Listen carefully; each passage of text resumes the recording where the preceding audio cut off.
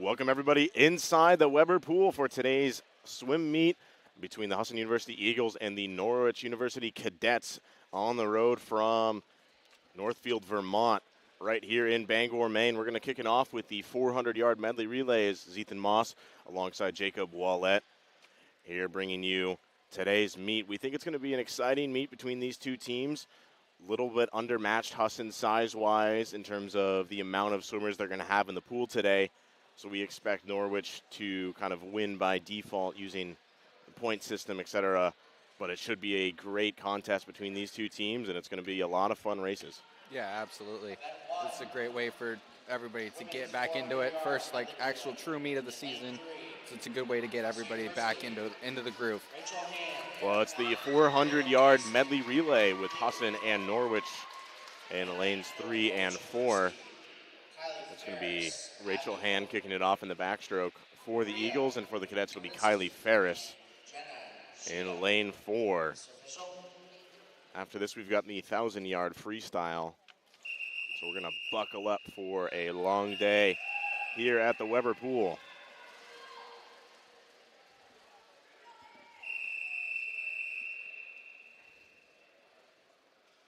Yards apiece of backstroke, breaststroke, butterfly, and then freestyle in this first event. Rachel Hand, the North Atlantic Conference Swimmer of the Week, starting off quickly for the Eagles, pulling away just in front of Ferris in lane 4. Hand to the wall first by about half a body length. Now coming back the other way, Hand with a good turn, pulls away. Now trying to extend that lead. And we'll go into the wall first, splitting a 30.99. Ferris just behind her, 32.69 through the first 50 of their hundreds. Ferris hanging right tough on the feet of Hand, but Hand still trying to pull away as she heads into her final turn. Now Hand coming back, is going to hand it off to Erin Madden from the breaststroke.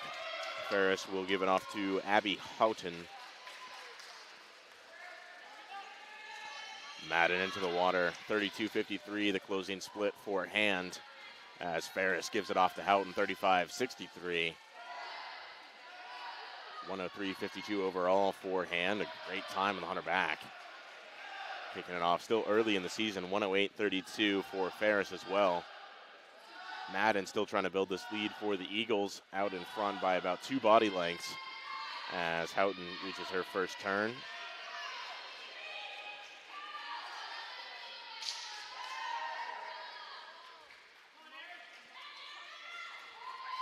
Madden to the first touch, 37.30. As here comes Houghton, 37.58, so they're right on top of each other.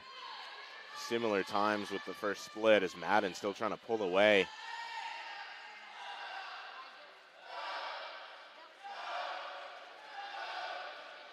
Out of the final wall, it's still Madden by about 2 body lengths over Houghton.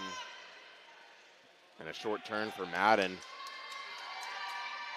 Into the final stretch as she will give it off to Kayla Payson. Houghton will give it off to Maria Karzik.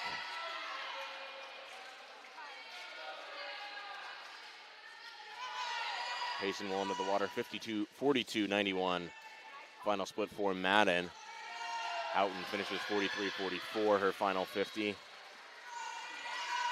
Payson is going to try to build this lead over Pekarzak.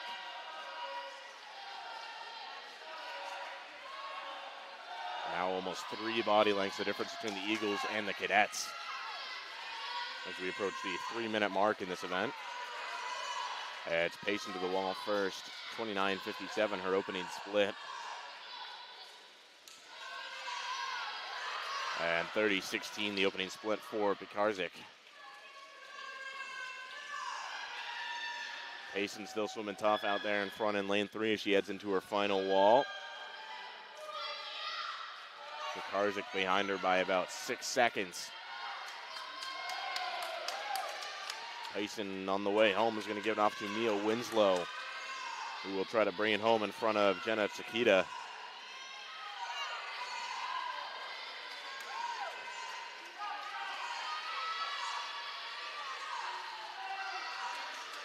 27-75, the mark at the 300 for the Eagles. Get a lot of room to try to make up over Winslow. Winslow kind of turns it into a higher gear coming off of that first wall. Senses Winslow's presence starting to creep up a little bit on her, but still a lot of distance in between these two teams. 3:57 is the mark to the feet for the Eagles. Right behind are the Cadets. 2 seconds faster on the split was Takeda. Gonna try to track down Winslow. Winslow heading into the final wall. This four body length lead is evaporating. But Takeda may not have enough gas as Winslow is trying to bring it home strong over the junior. Winslow will now cruise to the finish inside the flags. Gets it done. 32:54, her final split over Takeda. Final time of 4:30.18 for the Eagles in lane 3, and for the Cadets in lane 4, 4:36.06. Takeda looked like she was going to be able to track down Winslow there, but looks like she ran out of gas, went out a little too hard. Yeah, great first event here for the Eagles. Pulling out ahead, Rachel Hand at the beginning. She took a big lead with the backstroke, and Norwich just couldn't come up with the advantage.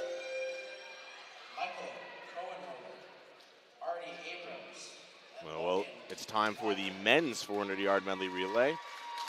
Got 3 Norwich University teams and 1 Husson team. Norwich will be in lanes 2, 4, and 6, and the Eagles will be in lane 3. It'll be Tobias Macedo kicking it off in lane 2, Alex Walsh in lane 3, Martin Adelinsky in lane 4, and Dane Connor in lane 6. In lane 6, Norwich University, Dane Connor, Gregory DeMeyer, Braden Scott, and Daniel Conroy. Mr. Official.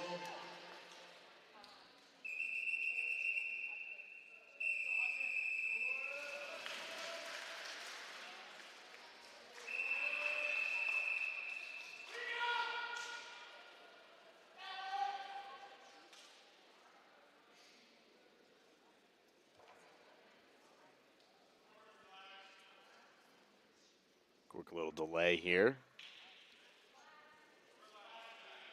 Going to try to fix something with our timing systems.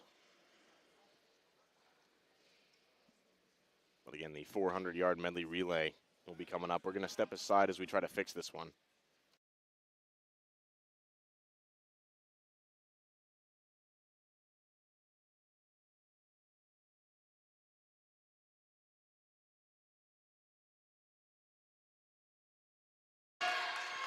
And that was a short delay. We fixed it. So we are back with the 400-yard medley relay. Again, it's Tobias Macedo, Alex Walsh, Martin Adlianitsky, and Dane Connor, lanes 2, 3, 4, and 6. NAC Swimmer of the Week off to a good start, and Alex Walsh in lane 3. He's going to hit to the wall just in front of Adlianitsky in lane 4. Coming back the other way, it's Adlianitsky just out in front of Walsh, but Walsh with a good reach. Looks like he's going to hit the wall first still. It's actually Adlianitsky out in front, 27:56, 27:94 the time for Walsh. Still hanging tough as Adlianitsky builds out to about a half a body length lead in the final 25 of this first leg of this relay. Adlianitsky is going to give it off to Will Thompson. Alex Walsh to Ryan Emerson. And these two in the middle of the pool are going to go at it. Coming up behind is Macedo in lane 2 is going to give it to Cohenhoven. And Connor in lane 6 will give it off to Gregory DeMeyer. Emerson's going to have to try to track down Thompson. And Thompson with a great breaststroke leg already out in front by about a length and a half over Emerson. Emerson, a great turn, reels him back in. Now down to about a body length as the sophomore is going to try to track down the junior. Thompson with a 27:85 opening split. Emerson behind him in a 30:75. Thompson still building on this lead for the Cadets in lane 4. Emerson still holding out in front of Cohenhoven, but Cohenhoven is starting to close that lead a little bit on Emerson. Coming back the other way is Thompson. He's going to hand it off to Benjamin Stark. Emerson will give it to Hunter Jackson. And Cohenhoven still creeping up on Emerson, is going to try to give it off to Artie Abrams to track down Jackson. As Stark is into the water for the Cadets. Jackson with a good flying start, has almost half a pool length on Abrams. And DeMeyer coming back the other way in lane 6 is going to give it off to Braden Scott right as Stark is finishing his first 50. To the touch, that's a 25-80 opening split for the senior. Jackson losing a bit of a lead over Abrams. 26-78 his split. Abrams split 25-91. Still trying to track him down. Swimming tough is Jackson. Stark still way out in front of the Eagles. Coming back into his final 75. Will cruise to a finish as he will give it off to Christian Adlianitsky. Hunter Jackson will give it off to Brady Hand, going to try to anchor it out in front of Logan Weinreiter as this lead for the Eagles, trying to fight for second place, has gone quickly away in the butterfly leg. Adlianitsky still out in front, trying to build that lead to almost a pool length. Weinreiter right on the tails of Hand. Hand still swimming tough. Weinreiter right with him, trying to catch that lane line, catch that drag as much as he can. Hand still out in front by about a body length. 23-59 his split, 24-21 the split for Weinreiter in lane 2. Coming back the other way, Scott on his final leg of the butterfly will give it off to Daniel Conroy. But here comes Adlianitsky for the finish, way out in front of the Eagles. 26-93 his final split. Here comes Hand over Weinreiter. Weinreiter still just behind by about a body length and a half a Hand as he holds tough for second place for the Eagles. 26-94 his split. 3:44.05 the winning time for the Cadets in lane 4. 3:52.88 the time for the Eagles. And 3:56.60 good enough for third place for the Cadets B relay. Into the final 50 goes Conroy.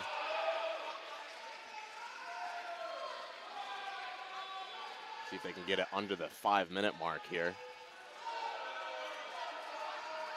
Now at 4:28 as Conroy flips at the far side.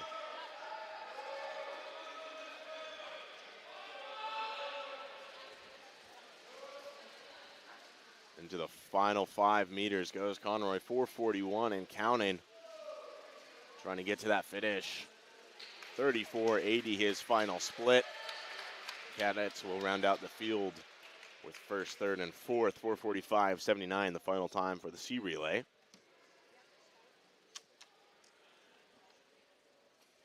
This is where we like to kick our feet back and maybe recline as we head into the 1,000-yard freestyle.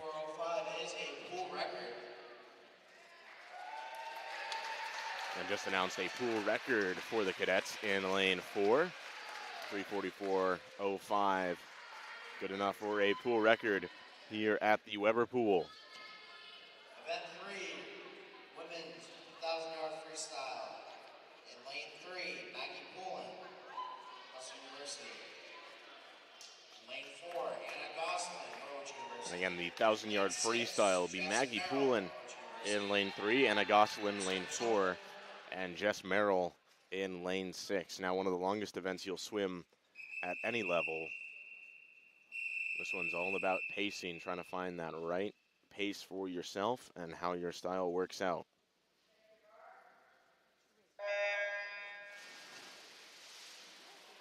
.40 lengths of the pool upcoming in the women's 1,000-yard freestyle. Again, it's Poulin, Gosselin, and Merrill, lanes 3, 4, and 6. 2 Cadets, 1 Eagle.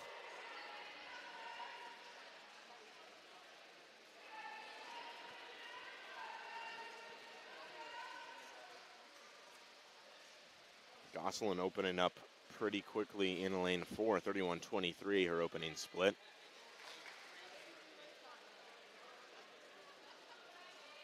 31.23 34-77, the opening split for Poulin.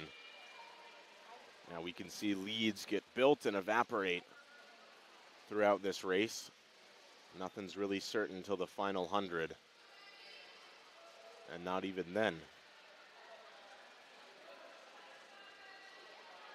Again, it's all about whoever finds that pace can stretch out that stroke, stretch out the catch in the water, and save as much energy as possible for that final 100, 150 to really push for the finish.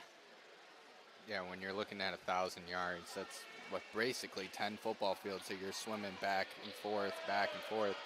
So endurance is going to be one of the key things throughout this entire event here. A lot of that will weigh on the counters down at the far end. Always try to hold a certain pace and keep an eye on that clock.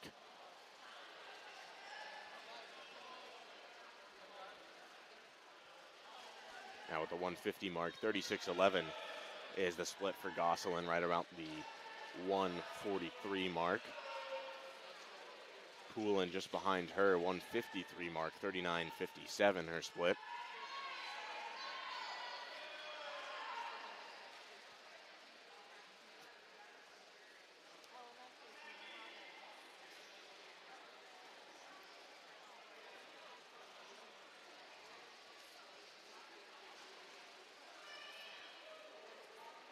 Gosselin at the 200 mark is going to touch at about the 220. Looks like she's settled into about that 36-37 range. Poulin behind her by about half a pool.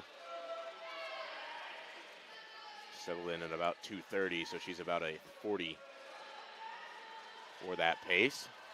Now as we head into just about the quarter mark for Gosselin, coming back.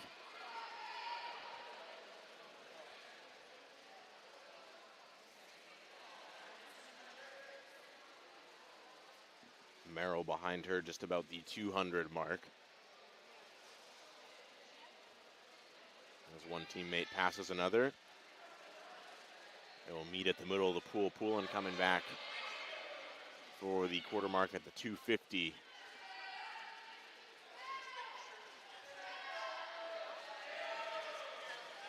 .40-71 the split for Poulin.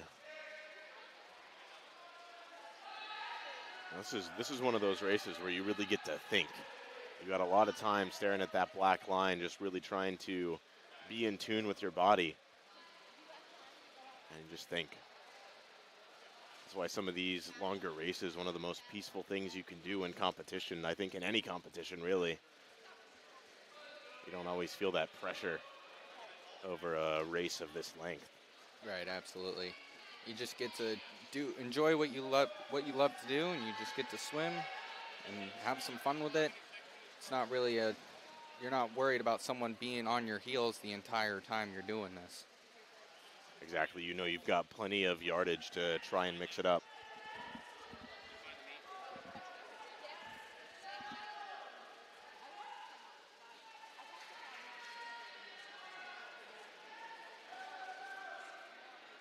Gosselin still splitting around 36-60s, so holding a good pace. The freshman swimming well.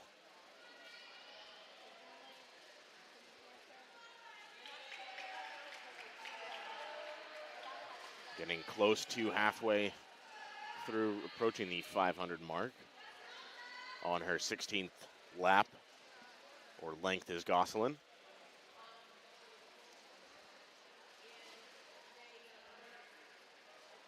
.37-11 her split, trying to track down Poulin now, as it's about a length and a half lead for the Cadets.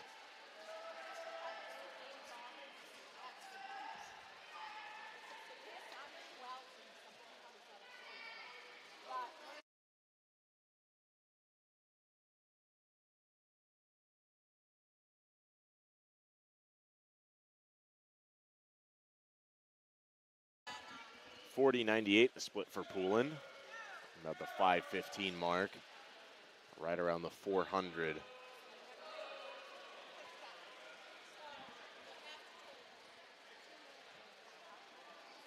Gosselin on her 19th length. We're sitting around the 5:40 mark. Her teammate in Merrill finishing up her 15th length. Poulin on her 18th. Again, these are out of 40. So we're hanging around the halfway mark. The leader in Gosselin will be hitting that.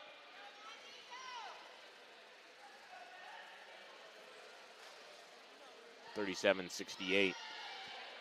And very consistent so far. And that's what you really gotta, again, you get that feel early, you go in the zone, get in that headspace, and you find that pace, and the race will feel a lot quicker for those in the water than those out.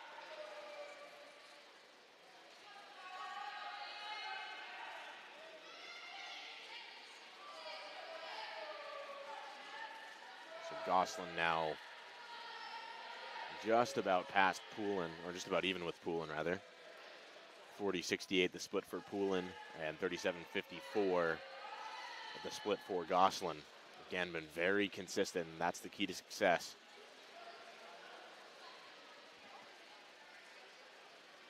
Two swimmers past the halfway mark.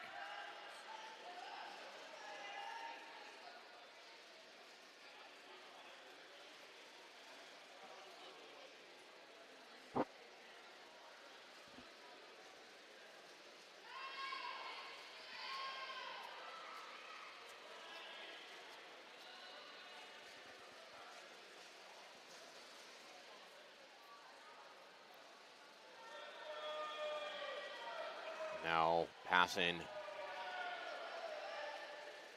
is Gosselin.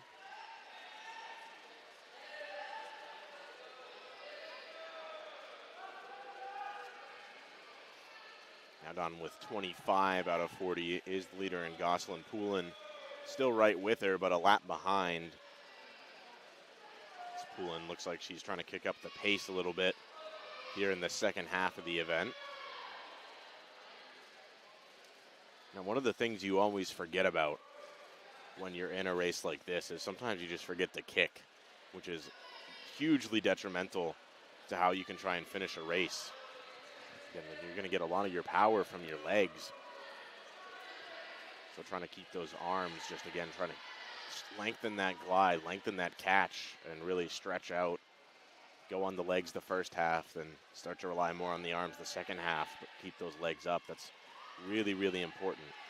Right, as soon as you start going full upper body and lose everything lower, on the lower half of your body, you get tired very, very quickly. And that goes for whatever sport you're doing, especially swimming. Swimming, you're going so long with this particular event. You're going so long, we're already at almost 9 minutes per each of the swimmers here. And we're still almost 10 lengths to go. So you got to keep up with the legs. That's why all the teammates on the sides of the pool and at the front end of the pool, they're always going with their legs, trying to get their teammates to keep using their legs.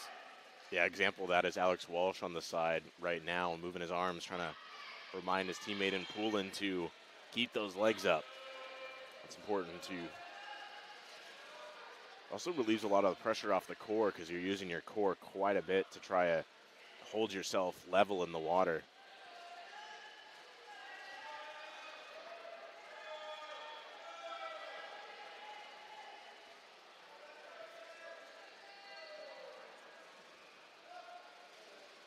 Now through 30 lengths is the leader in Gosselin. Just a bit under the 10-minute mark, 37.96 her split.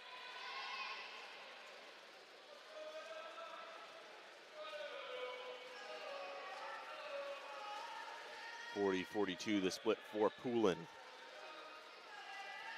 Merrill in lane 6, working on her 26th length.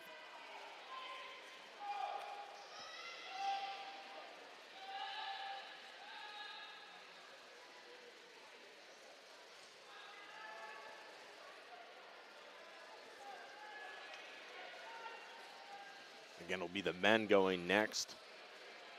Benjamin Stark in lane 2, Nathan Gilliam lane 3, Martin Adlianetsky in lane 4, and Andrew Clark lane 6. That'll be next once these ladies finish. Now 5 lengths to go for Gosselin. Poulin behind her, working on her 33rd. So 6 will be left for Poulin after this turn. Or 7. Can't do math correctly. Never was one of my strong suits. No, it wasn't mine either. So No. I get how you feel on that. That's why I decided to do this and not engineering. Right? Well, my dad's an engineer, so I don't know how he does it. Must not have gotten that.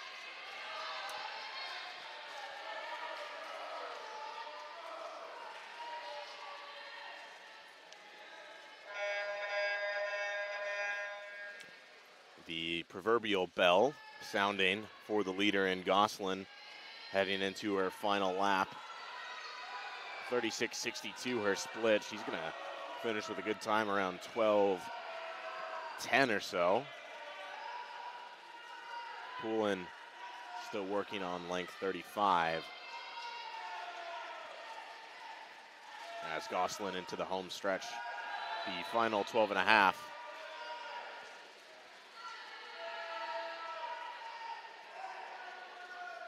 Gosselin cruising to a finish here in this 1,000-yard freestyle. 35.48 her final split. The freshman will get it done with a final time of 12:14.83.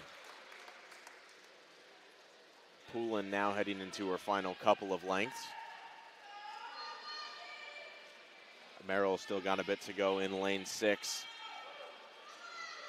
Finishing up with 31. Poulin now done with 38 into her final 2 lengths.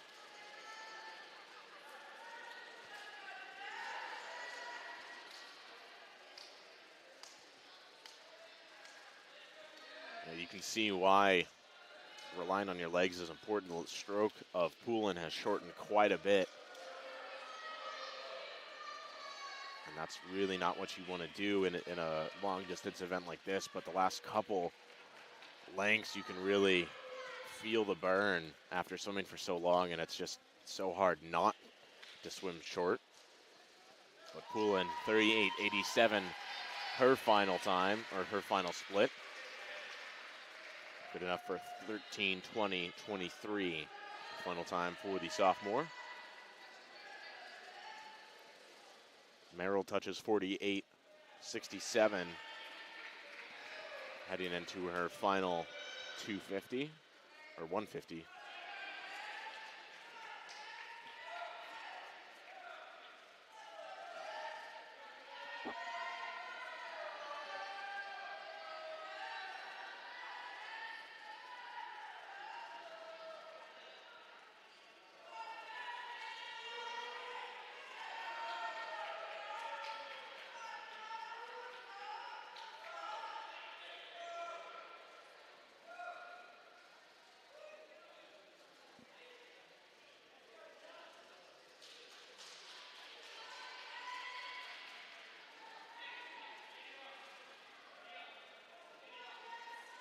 Very consistent for Merrill, 48.75. So she's hanging right in that 48.7 mark, which is always great.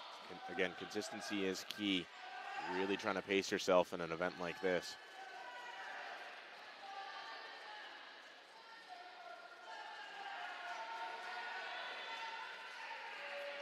Final 75 coming for Merrill in lane 6 of the cadets. Approaching the 15-minute mark in this event.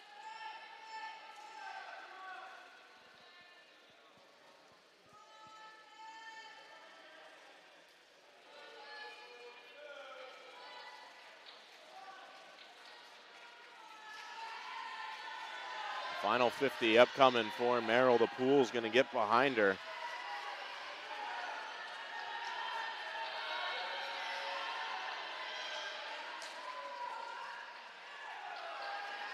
She's going to turn it up a gear heading into this final 25. Her teammate shaking those red signs as the signifies the final length.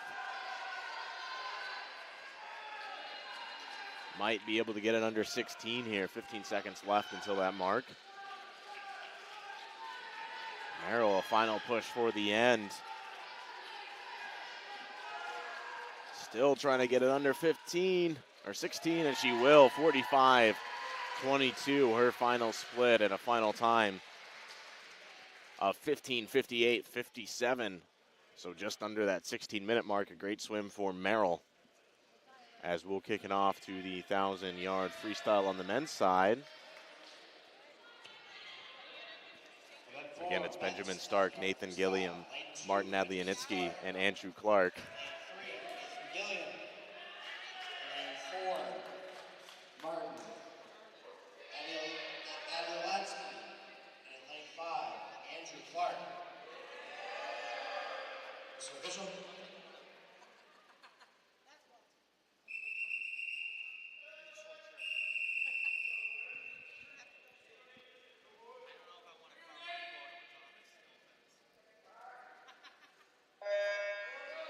40 lengths upcoming for Stark, Gilliam, and Adlianitsky and Clark.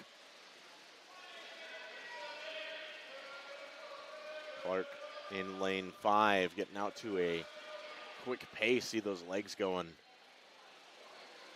on a 4-beat kick. So again, that 4-beat kick is going to be 4 kicks per stroke. Right with him is Adlianitsky in lane 4. Stark still there. Gilliam bringing up the rear of the pack. 28-63 the split for the Eagle. And right around 27-6 and 27-9 are the splits for the Cadets. That's going out a little bit quickly here in this one. Gilliam done this event so many times his last 3 years here at Husson.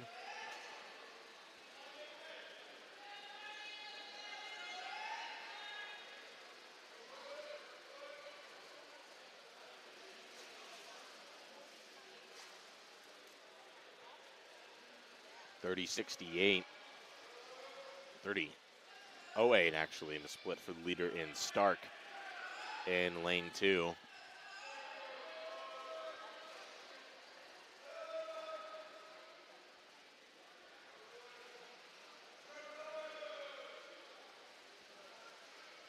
Stark now settled down, same as Clark and Adlianitsky, settled down a little bit from an opening little burst. Gilliam still right with Clark now. That is a fight for 3rd place. That one will probably be a good battle to watch as we head into the final lengths. But a tight field so far through the first about 200. It'll be 200 with Stark's turn right here, right at the 2-minute mark. 31.27 his last split. 31.75 the split for Adlianitsky, 32.22 the split for Clark, 33.41 for Gilliam. They're all within 5 seconds of each other.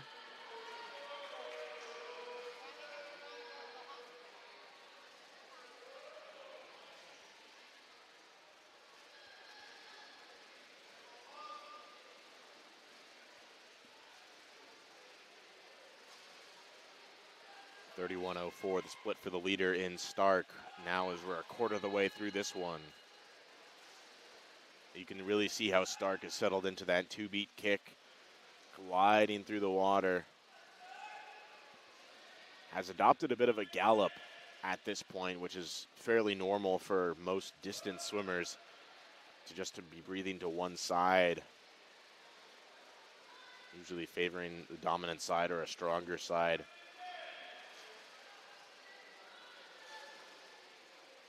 Just about a couple seconds back of Stark is Adlianitsky, and Gilliam and Clark still within a couple seconds of each other in lanes 3 and 5. Stark has built this lead to about a body length and a half over his teammate.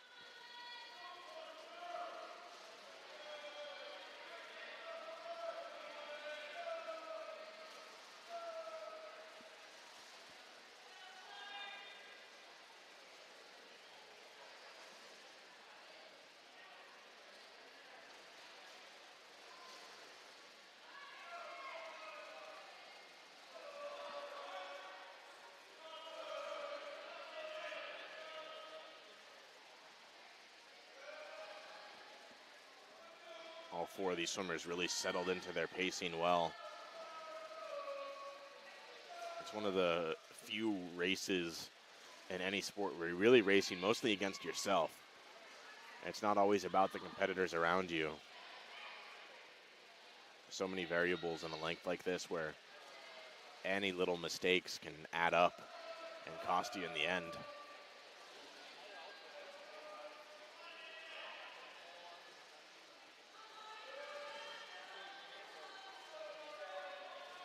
So at the 450 mark, leader still Stark up there in lane 2. Right behind him is Adlianitsky. 31.97 for Stark, outsplitting him by 100th of a second is Adlianitsky, 31.96. 33.10 the split for Clark, and 34.21 for Gilliam.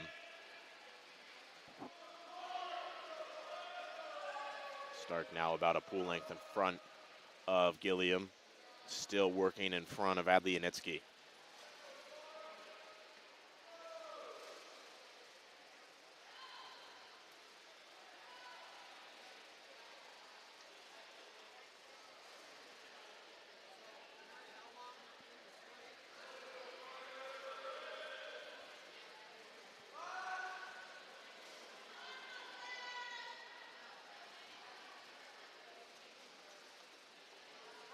Just about 3/4 of the way through this one. Or sorry, half of the way through this one.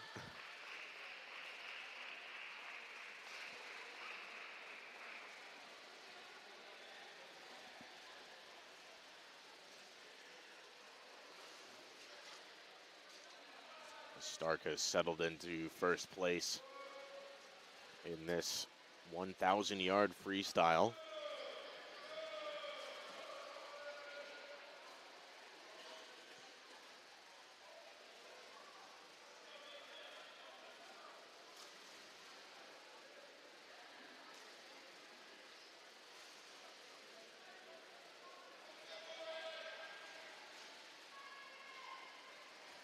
Now about 2 body lengths of his teammate in Adlianitsky for the leader. Heading into lap 24. Again, as we mentioned in the women's 1,000-yard free, we're starting to see teammates starting to do kicking motions with their hands to try and continue to boost the confidence of their teammates, trying to continue to have them keep using their legs and not die out at the end. Yeah, absolutely. It's so tough to, while you're swimming this event, is to really keep in mind of everything you're supposed to keep in mind for. And that's why coaches, teammates on the side or on the deck are so important, to keep with those hand motions, keep reminding. That's why the timers or the counters are there on the far end as well. Obviously counting up to 40 while trying to keep in mind all these other things is very difficult. So, I mean, sometimes I miscounted a 200, let alone 1,000. It's definitely one of those events that you could start to kind of just tune everything out, and everything just, you start not thinking, and having your teammates and coaches on the side kind of helping you snap back into it per se is definitely probably really helpful for these swimmers.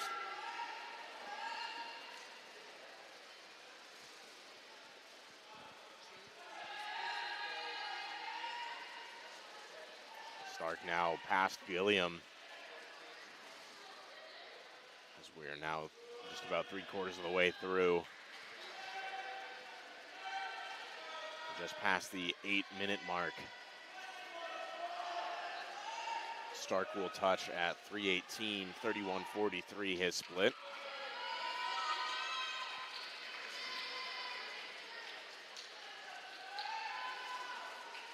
$33.26 the split for Adlianitsky.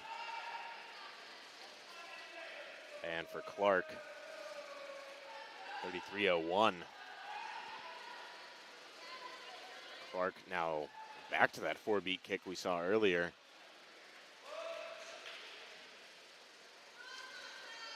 It's now 31.94 for Stark, comfortably out in front by almost a pool length. Gilliam hanging tough, doesn't want to let Adlianitsky pass him, but a good wall for the junior, put him out in front of Gilliam.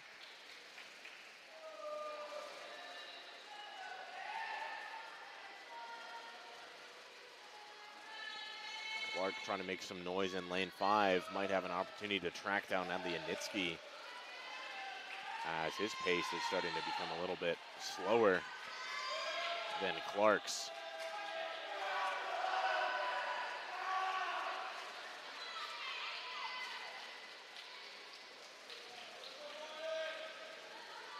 Adlianitsky kicks it up, heading into his final lengths.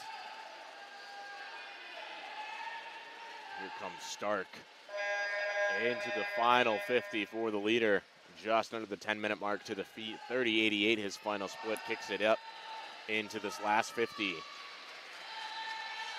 Teammate not too far behind him, and Adlianitsky has really closed a bit of a gap into these final couple of lengths, but Stark still too far out in front to track down.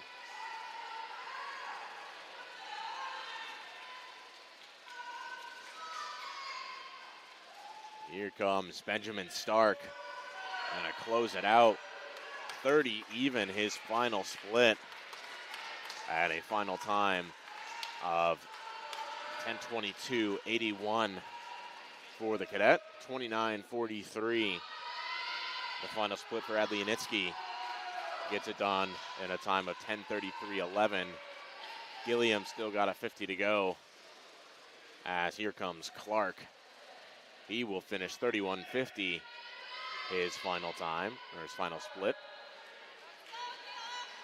And a final time of 10:48.05.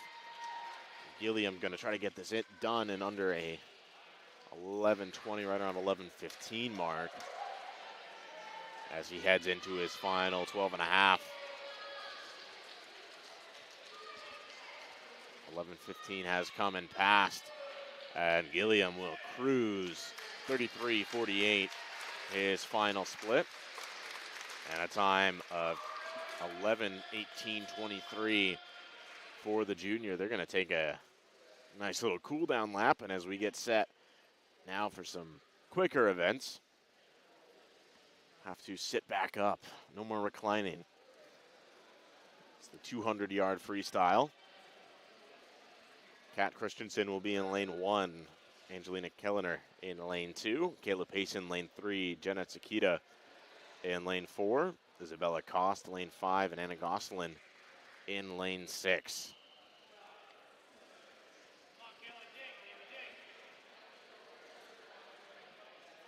.200 is one of my personal favorite events, both to watch and compete. It's a perfect mixture of sprint and pace, really just marrying the two, and it's about how fast can you go and maintain throughout the 200 yards, and it's a very, very fun event.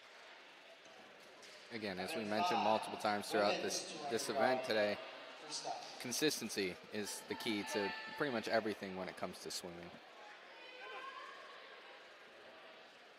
In lane 1, Kat Christensen, Husson University. In lane 2, Angelina Kellner, Norwich. In lane 3, Kayla Payson, Husson University. In lane 4, Jenna Shida, Norwich University. In lane 5, Isabella Cost, Husson University. And in lane 6, Anna Gosselin, Norwich University. Mr. Bishop.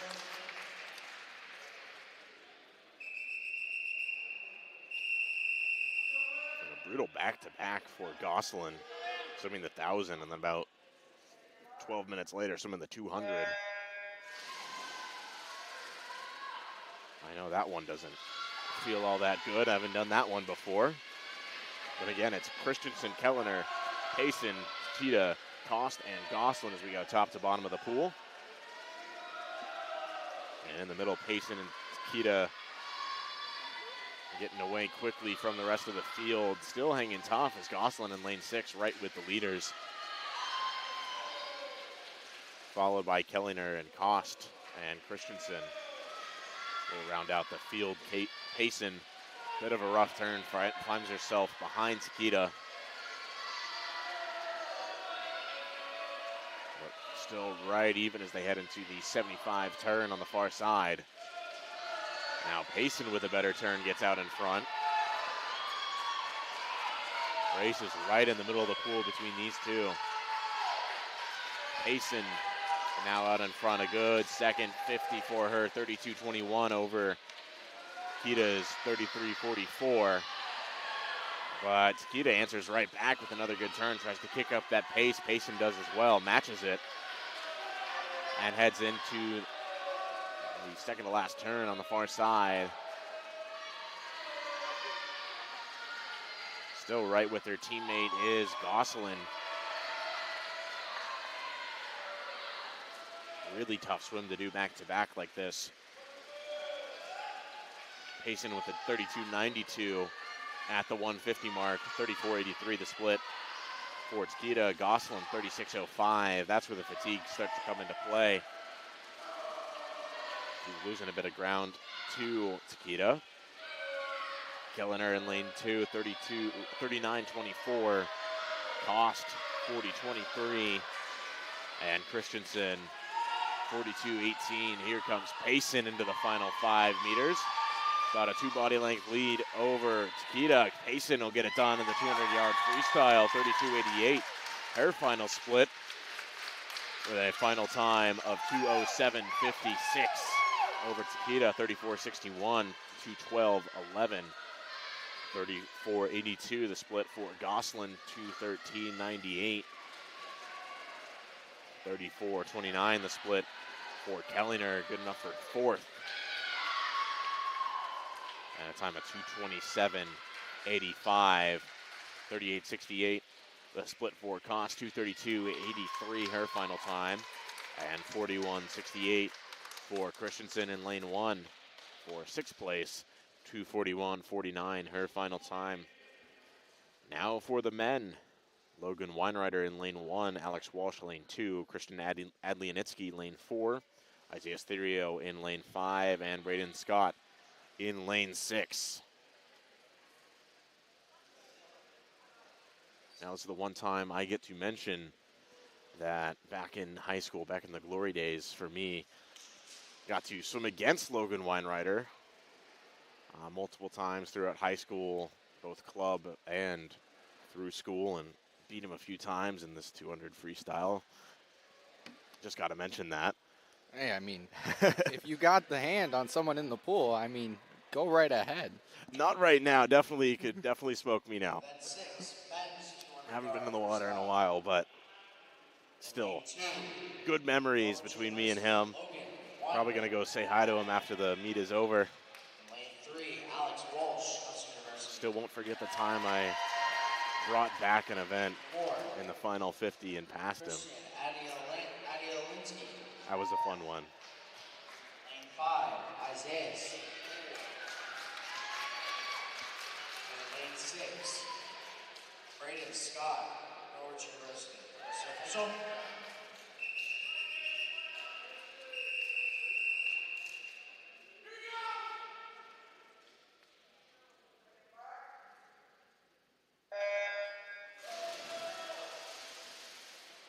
There we go in the 200-yard freestyle. Away quickly is Walsh in lane 3 for the Eagles.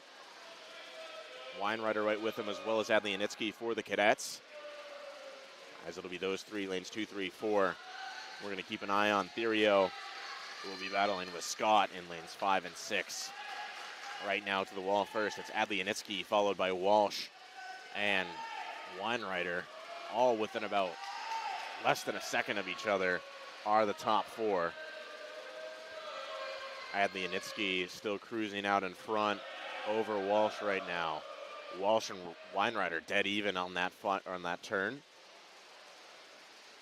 As we're just about done with the first 100, Adlianitsky still out in front, building a bit of a lead now to almost a body length, 28.11, right around the 54 high mark for him opening split. 54.15 to the feet.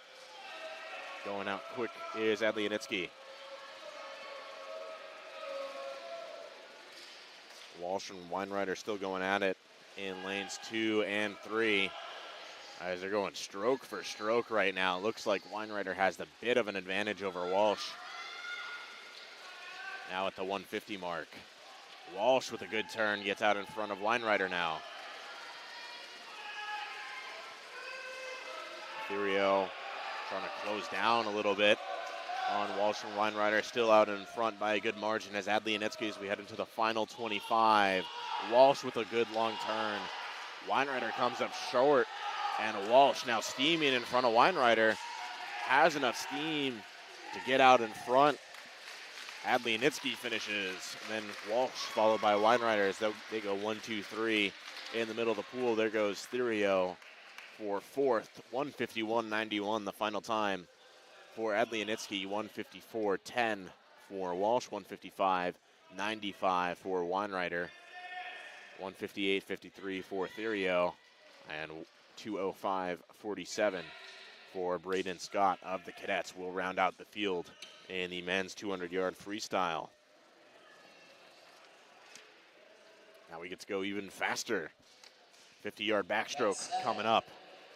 Mackenzie Gray in lane 1 from Husson. Alana Kellner from Norwich in lane 2. Mia Winslow from Husson in lane 3. Kylie Ferris from Norwich in lane 4. Grace Rochello in lane 5 from Husson. And Deanna Perot from Norwich in lane 6. Ferris, Norwich University. In lane 5, Grace Rochello, Husson University. And lane 6, Deanna Perry, Norwich University. Mr. Official.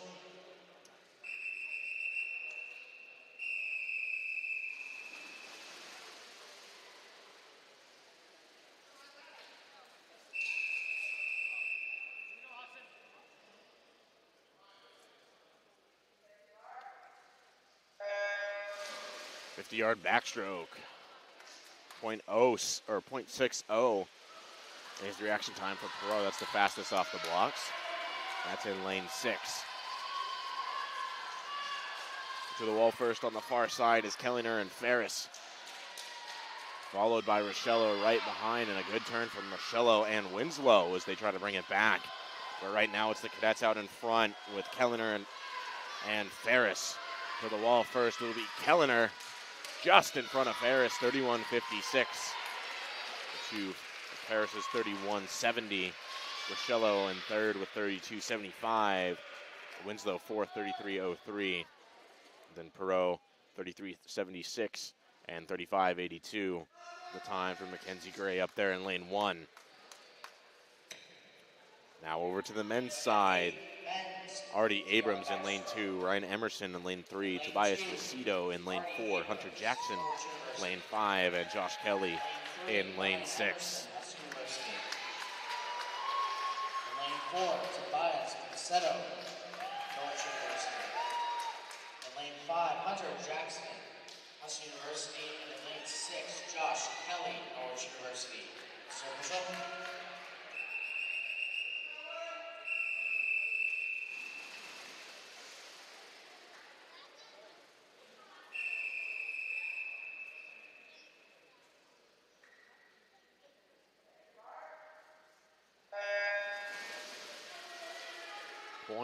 .5 is the reaction time in lane 4 from Macedo. That's the fastest off the blocks. But right now it's Emerson to the wall first, followed by Macedo in lane 4. Emerson comes up quick out of his turn. Macedo capitalizes on that, brings it a little bit closer, but Emerson still out in front. As we head into the final 5, it's Emerson out by a body length. 26:30 the final time, 27:84 the time for Macedo. Abrams will get it done for third, 28:60, 29:82 the time for Hunter Jackson in lane 5. And rounding out the field, Josh Kelly, 30:39. Quick heat of the 50 backstroke as we get ready for the 50 breaststroke. The women kick it off. Kayla Wazak in lane 2 from Norwich. Aaron Madden from Husson in lane 3. Abby Houghton in lane 4 from Norwich. And Isabella Brooks in lane 6 from Norwich. In lane 3, Husson University, Aaron Madden. 4, Norwich University, Abby Hope. And in lane 6, Norwich University, Isabella Brooks. Mr. Official.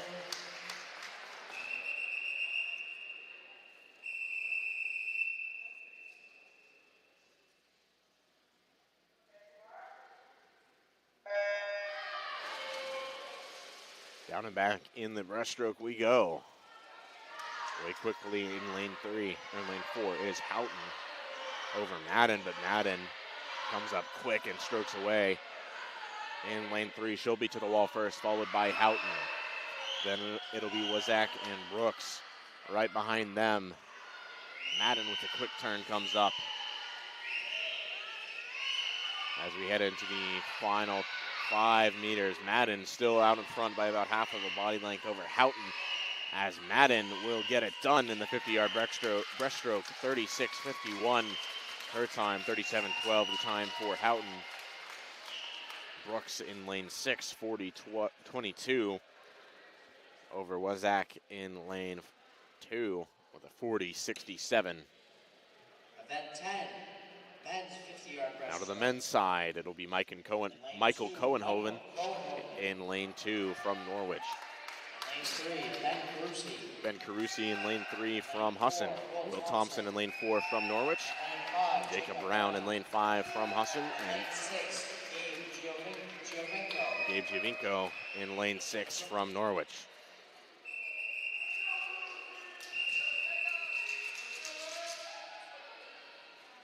Cohenhoven hyping himself up on the blocks as we get set for this 50 breaststroke.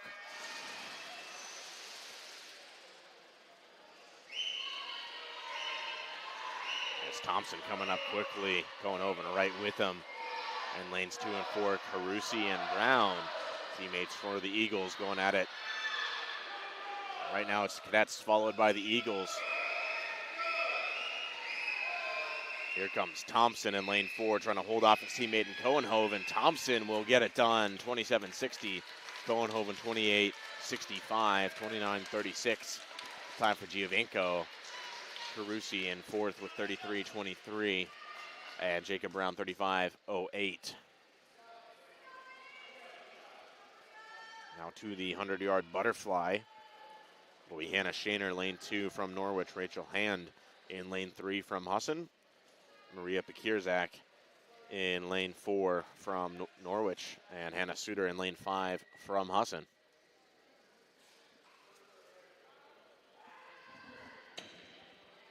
Event 11, women's 100-yard butterfly. In lane 2, Hannah Shaner. In lane 3, Rachel Hand. In lane 4, Maria Kozinski. And lane 5, Hannah Suter. Official.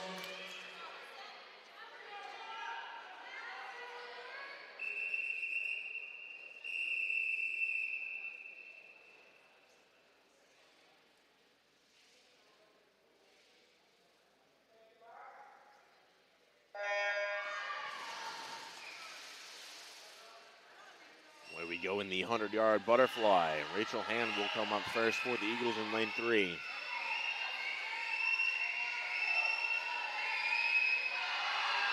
It's Kirzak and Shaner right with her. Suter just behind after the first 25. Still out in front is Hand.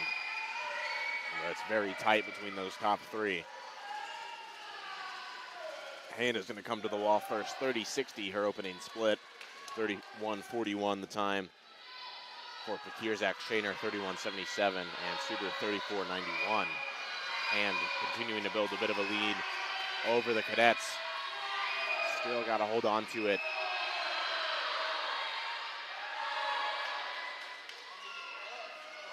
It's Shaner and Pekirzak still fighting for it in 2 and 4. As Hand cruising her way to a finish here, 33:78 her final time. The winner in the 100-yard butterfly, 1:04:38. Shaner will get second, 1:07:60. Kirzak right behind her, 108.33 and 115.28 the time for Suter. Now get ready for the men. It'll be Andrew Clark of Norwich, Brady Hand of Husson, Martin Adlianitsky of Norwich, Sam Pizer of Husson, and Josh Kelly of Norwich. In lane 3, Brady Hand, Husson University. In lane 4, Martin Adlianitsky, Norwich University. In lane 5, Sam Pizer, Husson University. And in lane 6, Josh Kelly, Norwich University. Mr. Official.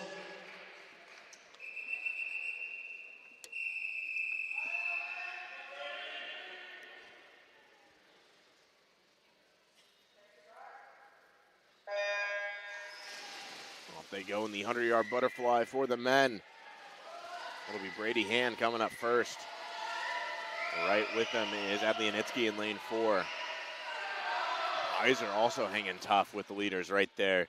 Andrew Clark in lane 2 will come up even with Hand, as right now it's Adlianitsky, Hand, and Clark, followed by Pizer and Kelly. 25-19, the opening split for Adlianitsky.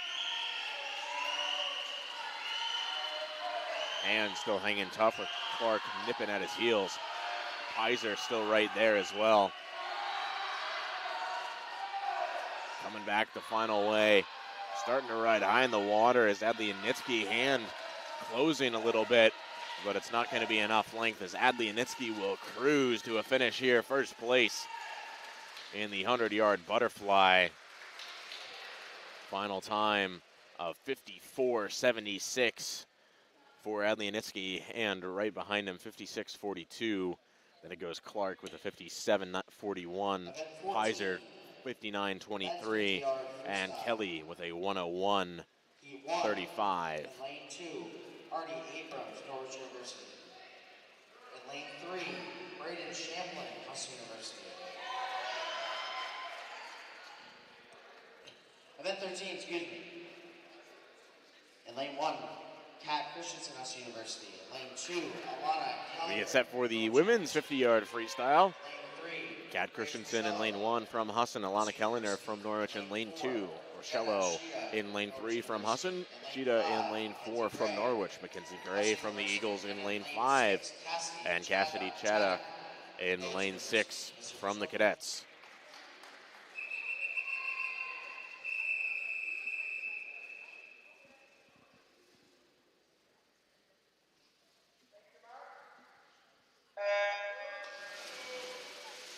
Here goes the 50-yard freestyle.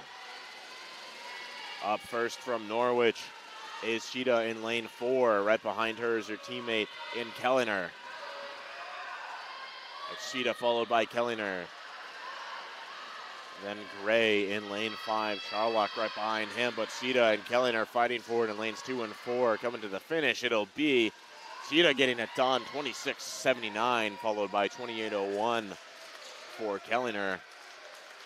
In lane 5, Mackenzie Gray, 31.08, 31.66 the time for Rochello. Christensen, 34.93, and Chaddock, 35.60. We'll round out that heat for the women's 50-yard freestyles. We hand it over to the men now. It'll be Artie Abrams in lane 2 from Norwich, Braden Champlin lane 3 from Husson, Benjamin Stark in lane 4 from Norwich, Nathan Gilliam in lane 5 from the Eagles, and Logan Weinreiter in lane 6 for the Cadets.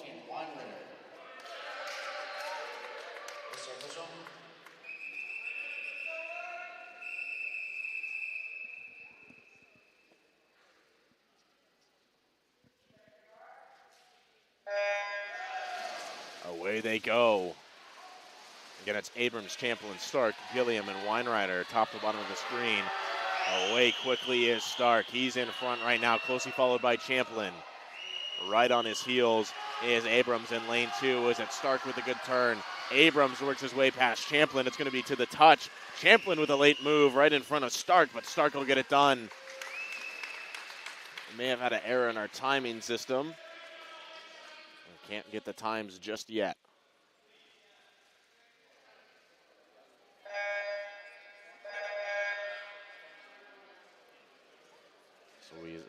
at these times.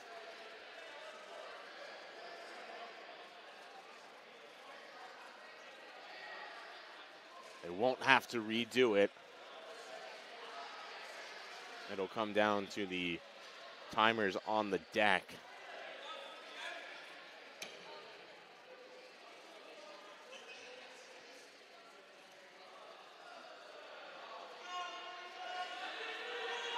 So we'll have a discussion with the referees.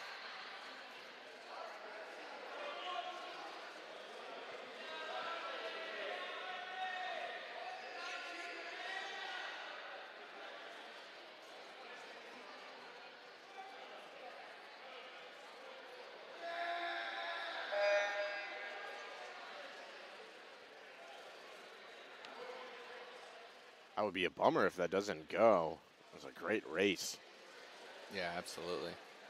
They may have to redo it, but they're going to take a peek at the times they have written down on the clipboards.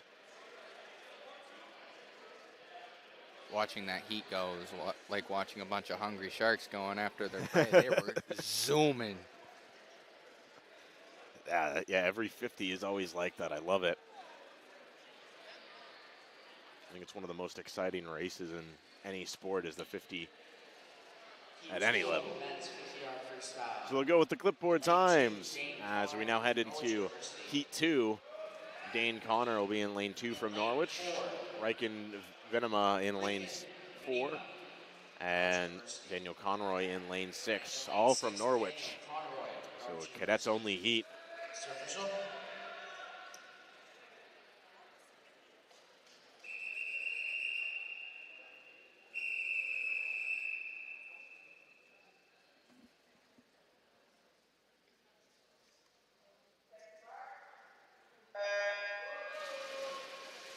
This time, the timing system works, and we're away in the second heat of the men's 50-yard freestyle.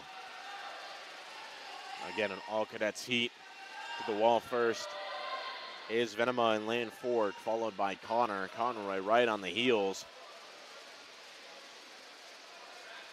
Connor still working against Venema. It'll be Venema to the finish first, 25:87.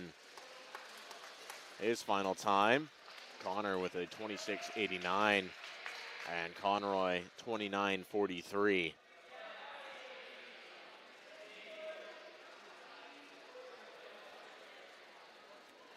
Now it is time for the diving portion, which means we will step aside for just a couple moments as we will reset the pool and get ready for the diving portion. We come back on the Husson Eagles Sports Network.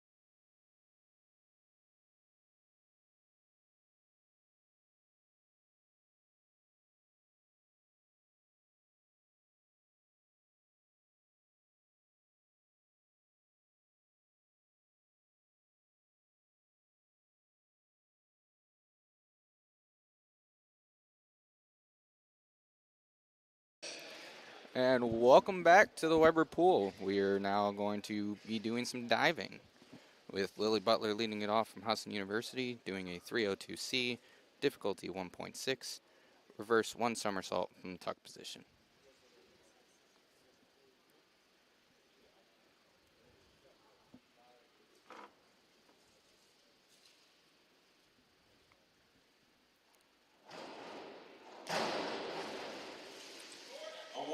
Judges' scores 6.5, 6.5, 5.5, 5, and 5.5. Next up, Kai Sparadolosi from Norwich University, doing a 101B, difficulty 1.3, forward dive from the pike position.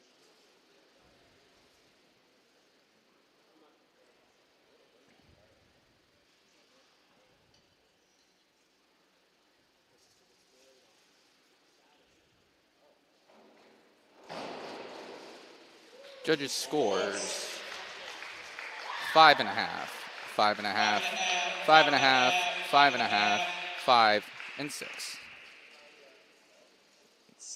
Next up is Husson University's Spencer Bernay, doing a 104B, difficulty 2.3, forward 2 somersaults from the pike position.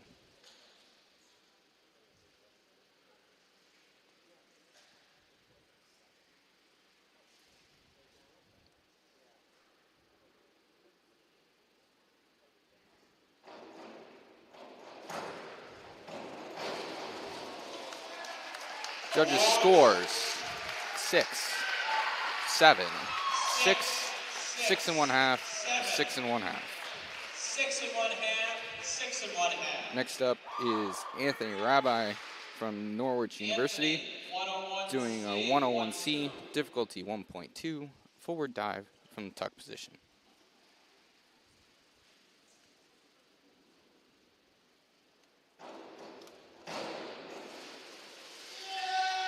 Judges' scores 4, 4, 3.5, 3.5, and 3.5. Next up, Matt Steves of Husson University, doing a 104C, difficulty 2.2, forward 2 somersaults from the tuck position.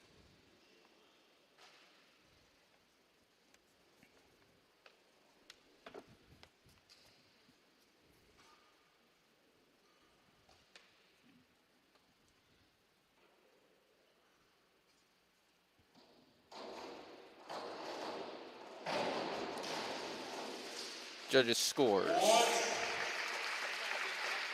4, 4, 4, 4.5, and 3.5.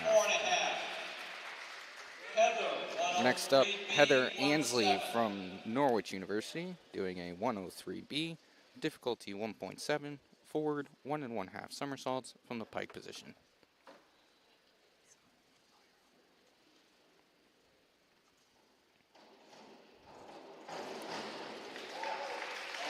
Judges' scores 5.5, 6, 6, 5.5, and 5. Next up, Riley Mahoney of Husson University will be doing a 103B, 1.7 difficulty, forward 1.5 somersaults from the pike position.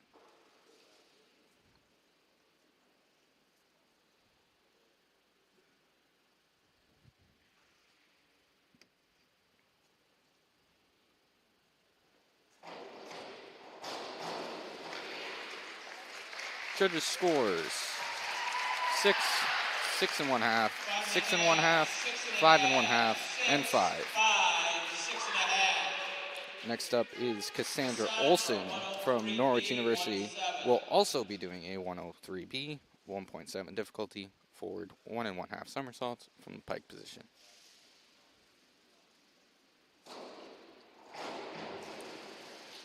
Judges' scores 5, 5, 5, 5.5, and 6. Was that 5 or 5.5? Next up, Julia Brown of Husson University will be doing a 101A, difficulty 1.4, forward dive from the straight position.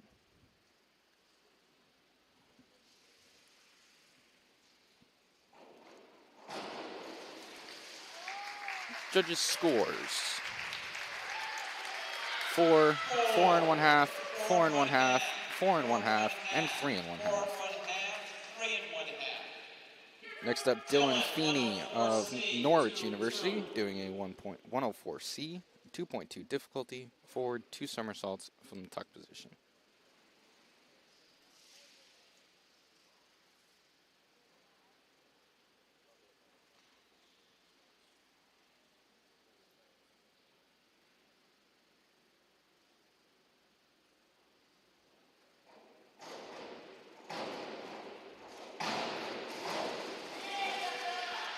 Judges' scores. 5 and 1/2, 6, 6, 4 and 1/2, and 5 and 1/2. Next up, Nick Sawyer of Husson University will be doing a 103C, difficulty 1.6, forward 1 and 1/2 somersaults from the tuck position. Your awards again, please. 5 and 1/2, 6, 6, 4 and 1/2, 5 and 1/2. Thank you. Nick, 103C, 1-6.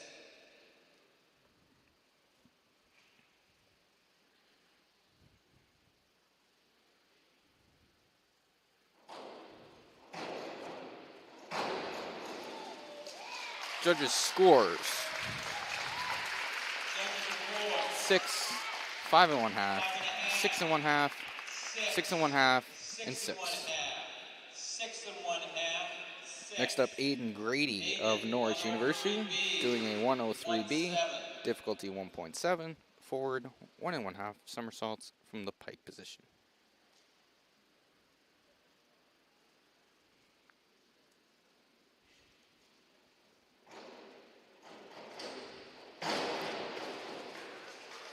Judges' scores. 7 and 1/2, 7 and 1/2, 7, 7, and 7. 7 and 1/2, 7 and 1/2. To round out round 1 is Riley Leitala doing from Norwich University, doing a 104C, difficulty 2.2, forward 2 somersaults from the tuck position.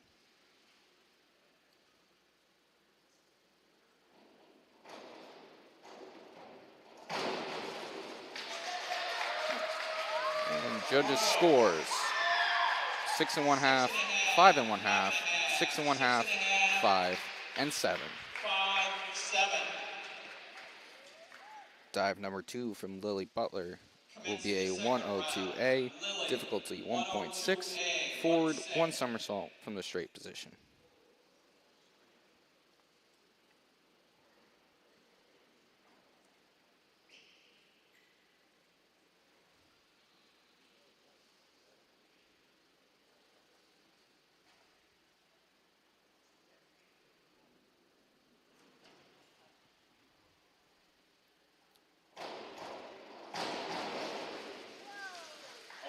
Judges' scores.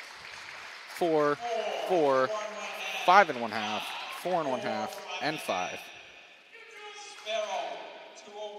Kai Sparadolosi will be doing a 201C, difficulty 1.5, back dive from the tuck position.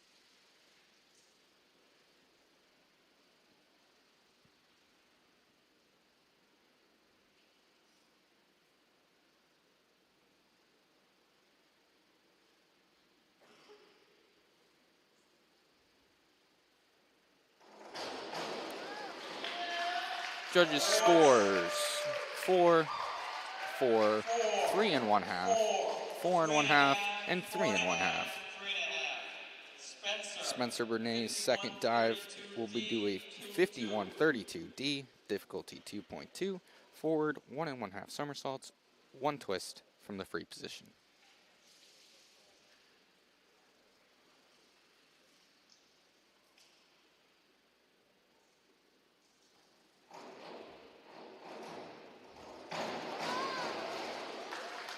Judges' scores. 5, 5 and 1/2, 6, 5, and 5 and 1/2. Anthony Rabbi's second dive will be a 201C, difficulty 1.5, back dive from the tuck position.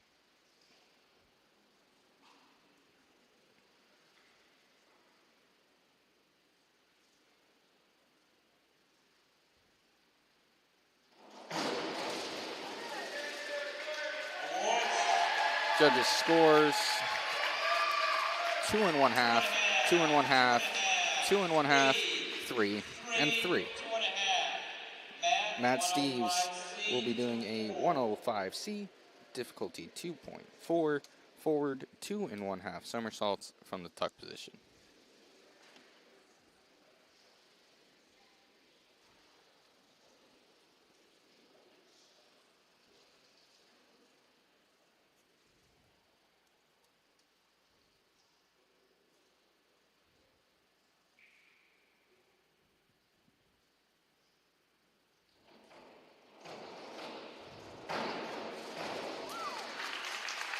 Judges scores 5 1/2, 5 1/2, 5, 5, and 5. Heather Ansley will be doing a 202A, difficulty 1.7, back 1 somersault from the straight position.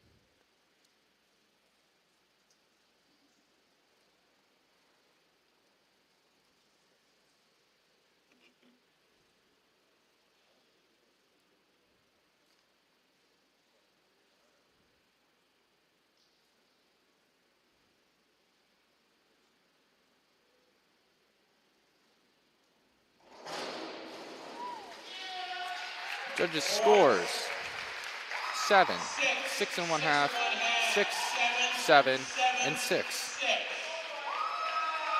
Riley Mahoney will be doing a 104C, difficulty 2.2, forward 2 somersaults from the tuck position.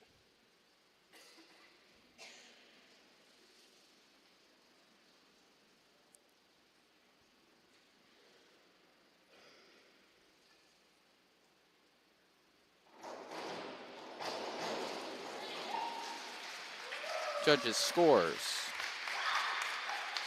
5 1/2, 5 1/2, 5 1/2, 5 1/2, and 6 1/2. Cassandra Olsen will be doing a 202A, difficulty 1.7, back 1 somersault from the straight position.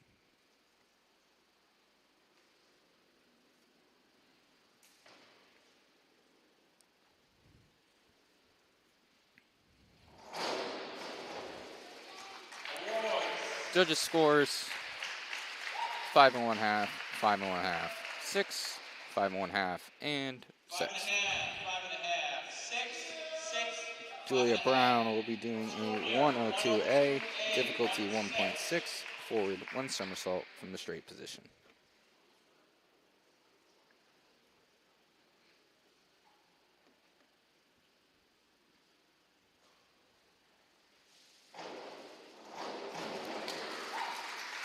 Judges scores 4 1/2, 5, 4, 4 1/2, and 3 1/2. Dylan Feeney will be doing a 204C, 2.2 difficulty, back 2 somersaults from the tuck position.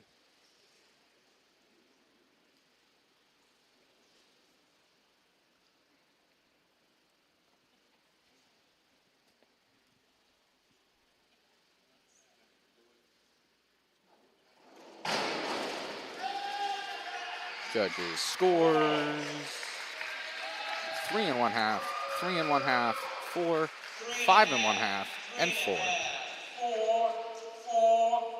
Nick Sawyer will be doing a 104C, 2.2 difficulty, forward 2 somersaults from the tuck position.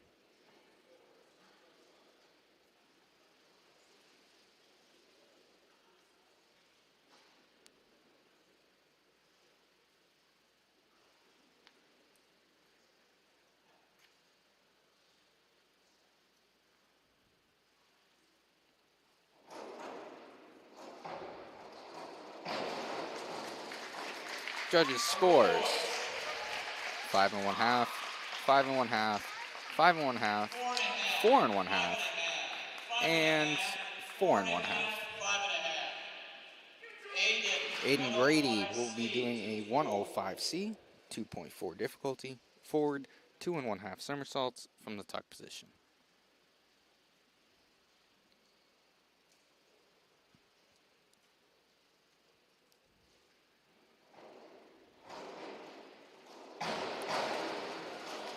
Judges' scores: 6 1/2, 7, 6, 6, and 7.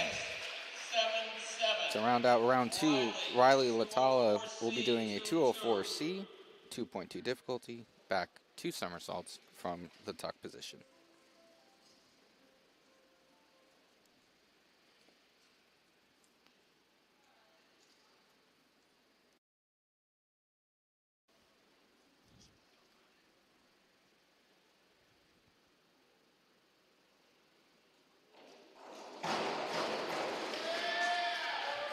Judges' scores: 4 1/2, 4 1/2, 4 1/2, 5, and 6 1/2.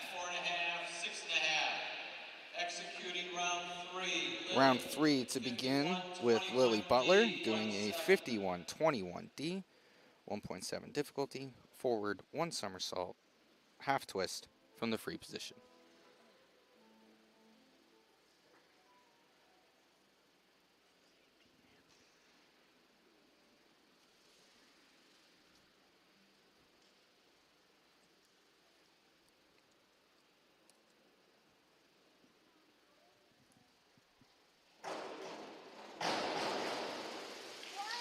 Judges' scores: 3 1/2, 4, 4 1/2, 3 1/2, and 3 1/2.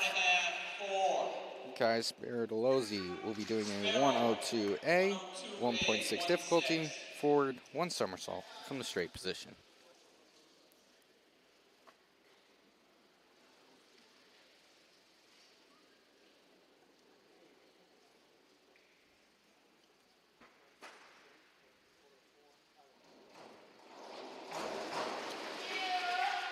Judges' scores: 4, 4, 4, 4 1/2, and 4 1/2. Spencer Bernay will be doing a 303C, difficulty 2.1, reverse 1 1/2 somersaults from the tuck position.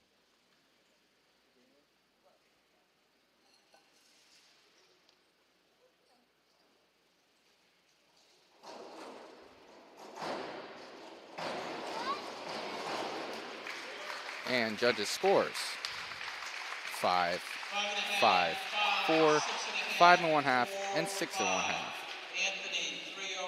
Anthony Rabai will be doing a 301C, difficulty 1.6, reverse dive from the tuck position.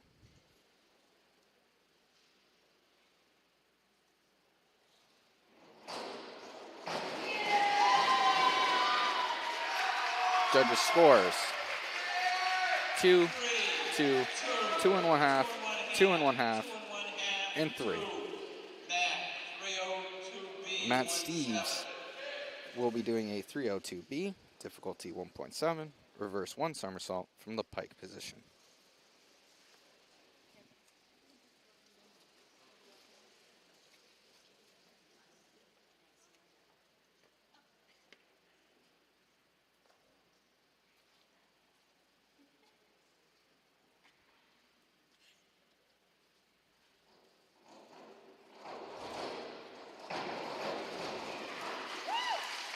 Judges' scores: 5 1/2, 5 1/2, 5, 6 1/2, and 5. Heather Ansley will be doing a 302C, difficulty 1.6, reverse 1 somersault from the tuck position.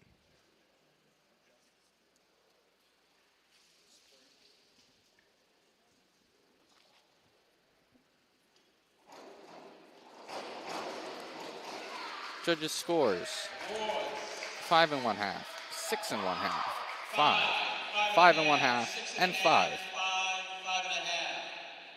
Riley Mahoney will be doing a 302B, difficulty 1.7, reverse 1 somersault from the pike position.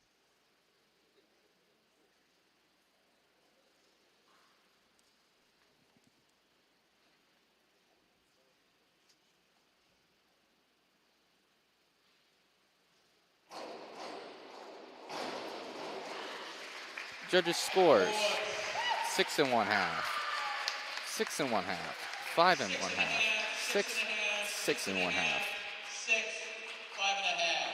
Cassandra Olson will be doing a 402C, difficulty 1.6, inward 1 somersault from the tuck position.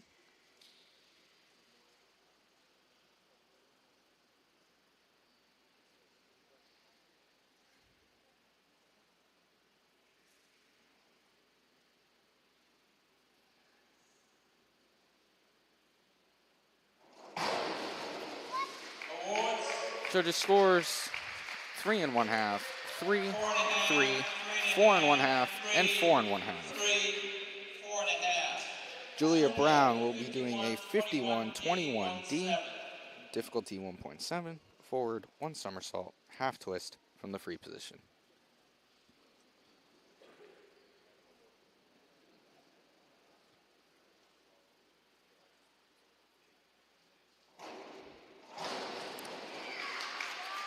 Judges scores 4 1/2, 3, 4, 5, and 4 1/2.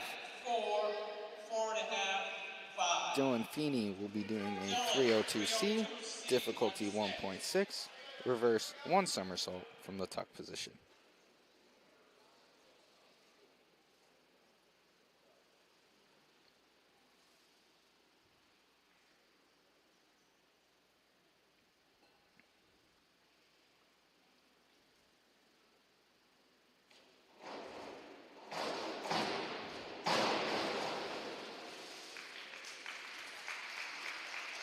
A no dive has been ruled on that one,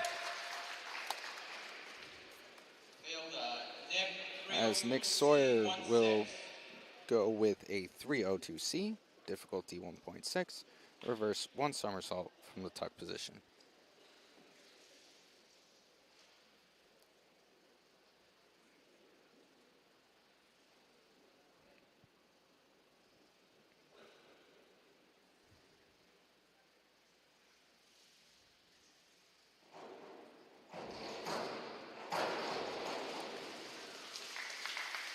And judges scores 5, 5, 4, 4, and 4 1/2.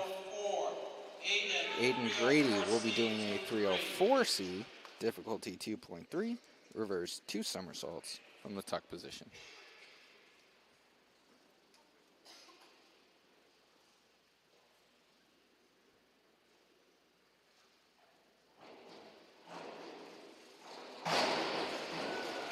Judges scores 5 1/2, 5 1/2, 5 1/2, 6, and 5 1/2. Riley Laitala will be doing a 403C, difficulty 2.2, inward 1 1/2 somersaults from the tuck position.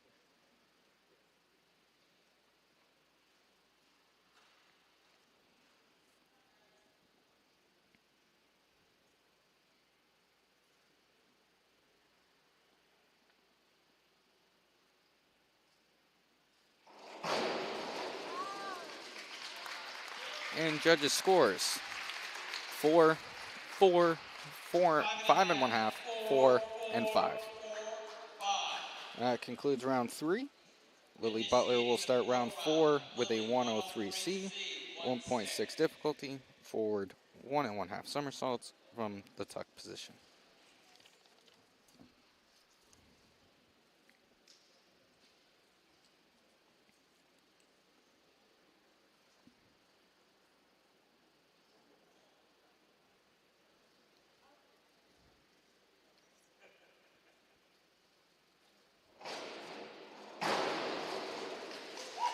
Judges scores 5, 4, 5, 5 1/2, and 5.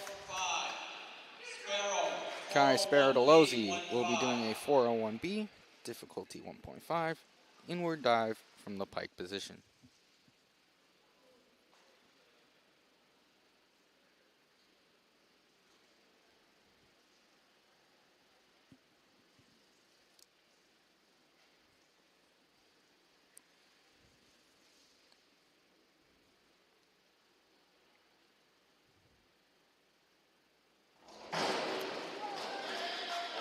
Judges scores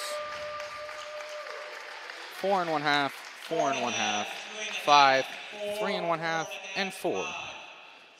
Spencer Bernay will be doing a 204B, difficulty 2.5, back 2 somersaults from the pike position.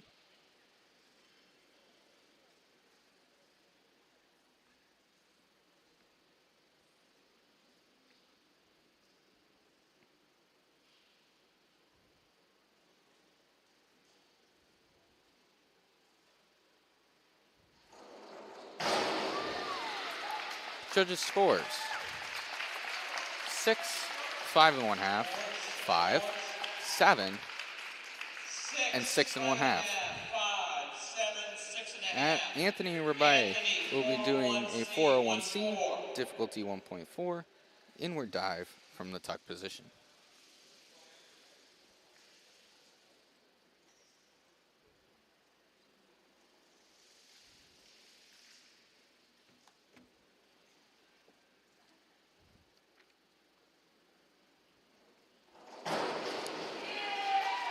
Judges' scores: 4, 4, 4 1/2, 4 1/2, and 5. Matt Steves will be doing a 403C, difficulty 2.2, inward 1 1/2 somersaults from the tuck position.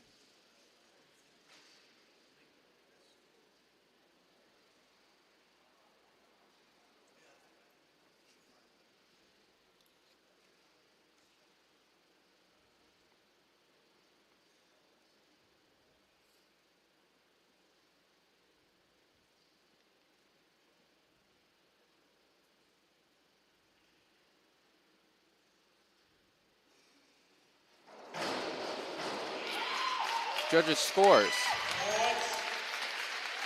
7, 5 1/2, 6, 5 1/2, and 5. Heather Ansley will be doing a 401B, difficulty 1.5, inward dive from the pike position.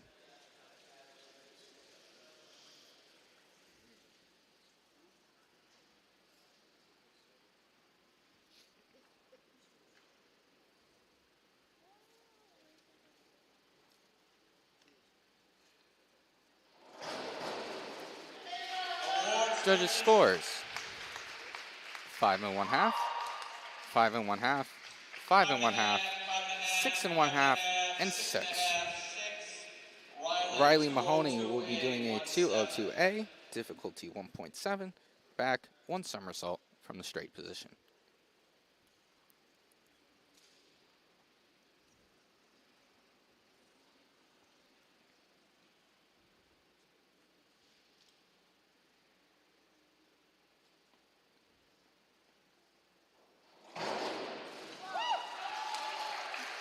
Judges' scores: 6, 6 1/2, 7, 6, and 4 1/2. Cassandra Olson will be doing a 52-22D, difficulty 1.9, back 1 somersault, 1 twist from the free position.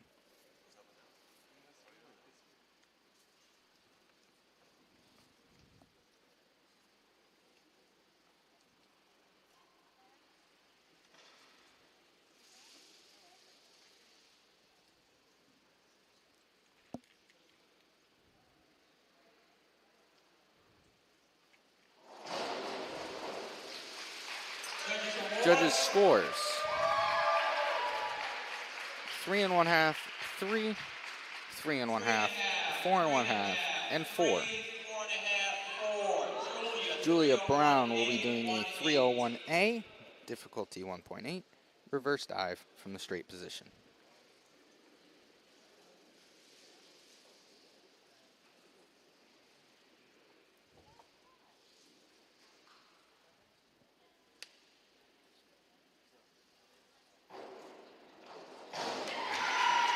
Judges' scores: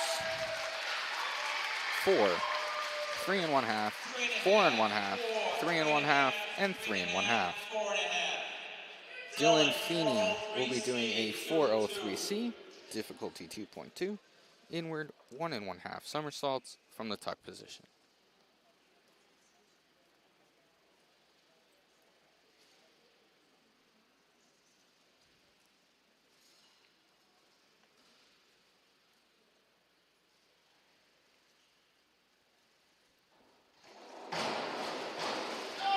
Judges' scores. 5 1/2, 4 1/2, 4, 4 1/2, and 4. Nick Sawyer will be doing a 402C, difficulty 1.6. Inward dive. Inward 1 somersault from the tuck position. Scores 5 1/2, 4 1/2, 4, 4 1/2, 4 1/2.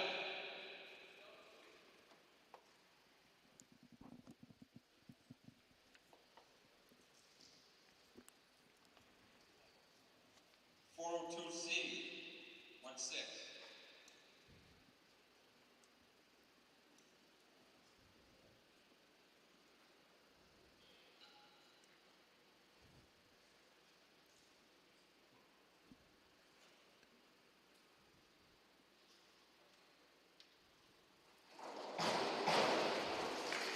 Judges' scores.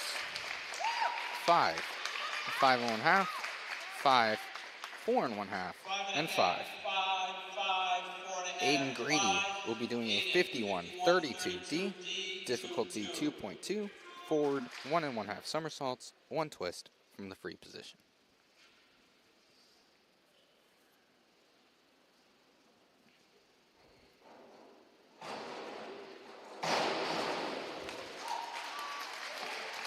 Judges' scores. 6, 7, 6 1/2, 6 1/2, and 6 1/2.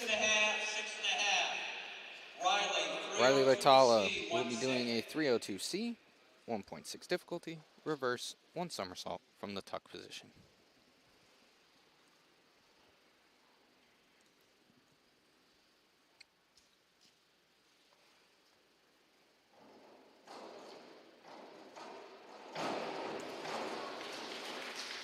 Judges' scores. 6 1/2, 6 1/2, 6 1/2, 5 1/2, and 5 1/2. Lily Butler kicks off round 5 with a 402C, difficulty 1.6, inward 1 somersault from the tuck position.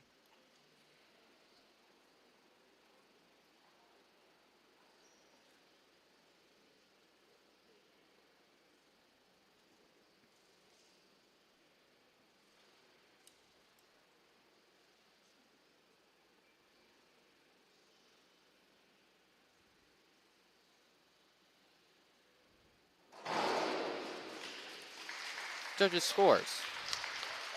6, 6 1/2, 6 1/2, 5 1/2, and 5. Kai Sparrow-Delozzi will be doing a 51-21D, 1.7 difficulty, forward 1 somersault, half twist from the free position.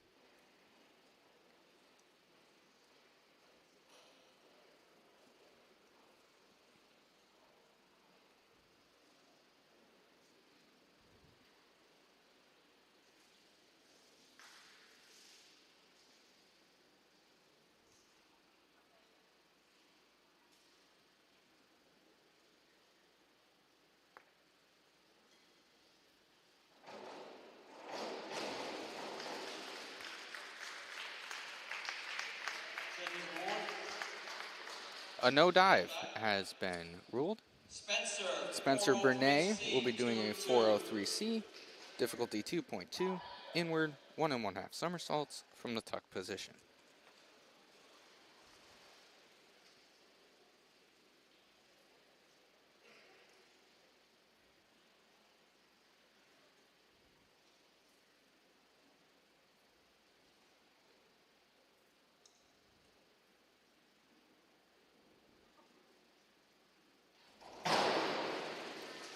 Judges' scores.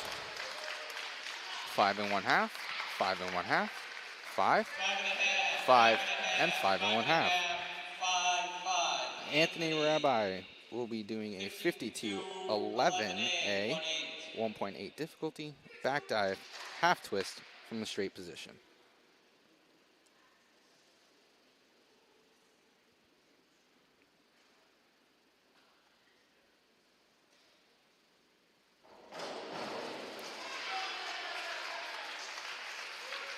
Judges' scores.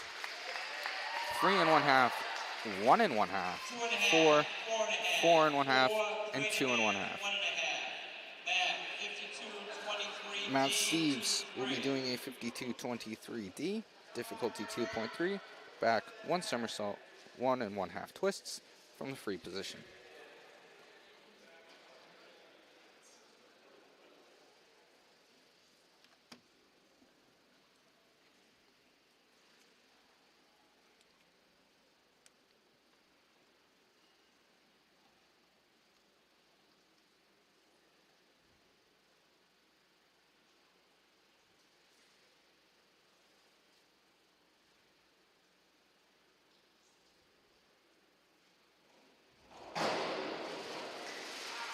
Judges' scores: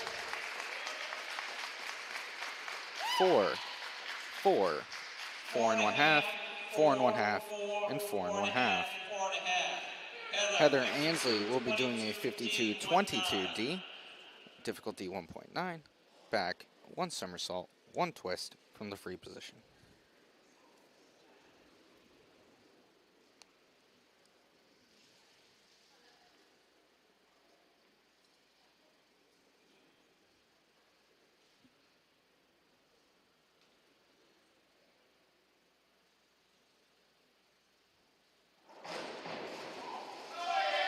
Judges' scores: 6, 6 and 1/2, 6 and 1/2, 6, and 6. Riley Mahoney will be doing a 52-31D, difficulty 2.1, back 1 and 1/2 somersaults, half twist from the free position.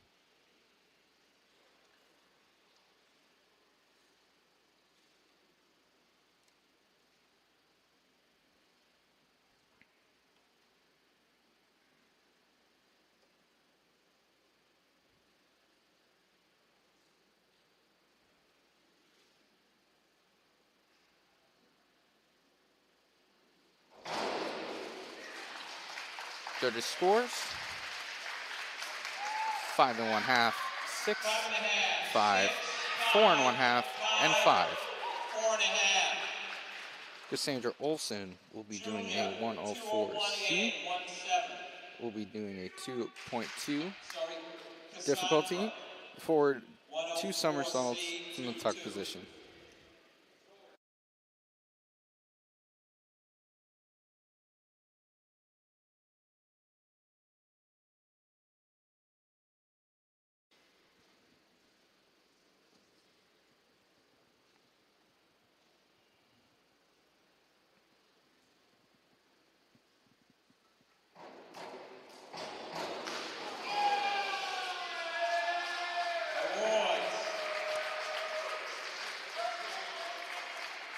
Judges' scores: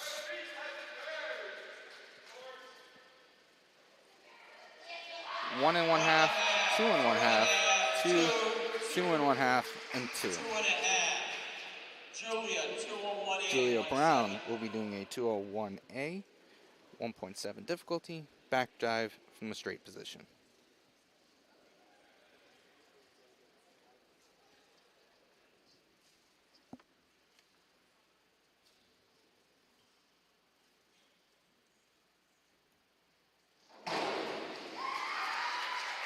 Judges' scores: 4, 4, 4, 3 and 1/2, and 4 and 1/2. Dylan Feeney will be doing a 51-21D, difficulty 1.7, forward 1 somersault, half twist from the free position.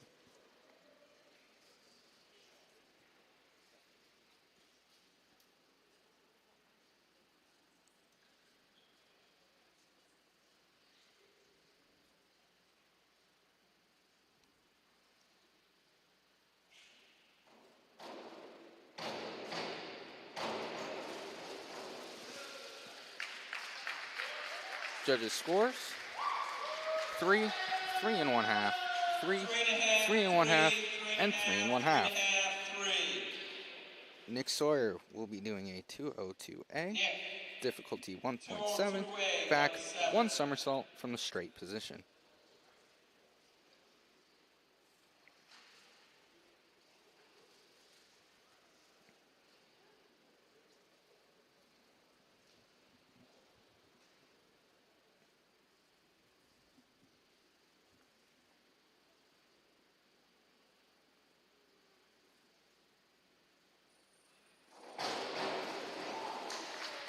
Judges' scores. 5 1/2, 5 1/2, 4 1/2, 5 and 5. Aiden Grady will be doing a 204B, 2.5 difficulty, back 2 somersaults from the pike position.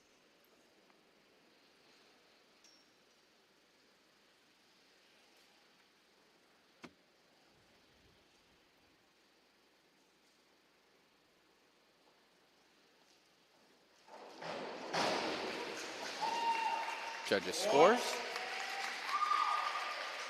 5 1/2, 6, 7, 6, and 5 1/2.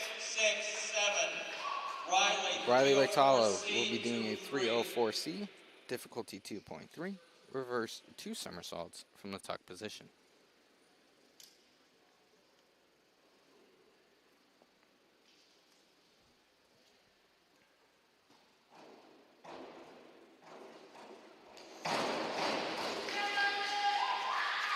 Judges' scores. 6, 5, 5, 6 1/2, and 4 1/2. The final round will be started by Lily Butler. We'll be doing a 201A, 1.7 difficulty, back dive from the straight position.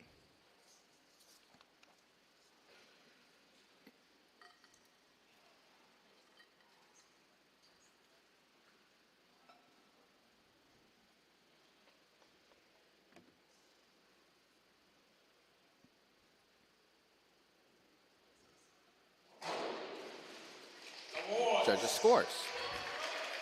5 1/2, 4 1/2, 5, 6 1/2, and 5. Kai Sparadolosi will finish with a 301C, difficulty 1.6, reverse dive from the tuck position.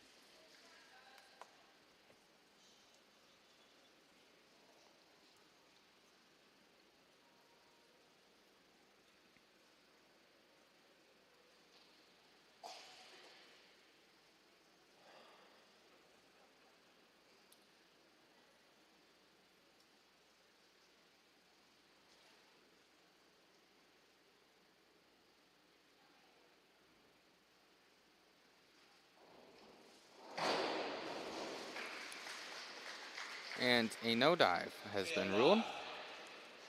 Spencer Bernay will finish with a 105C, difficulty 2.4, forward 2 1/2 somersaults from the tuck position.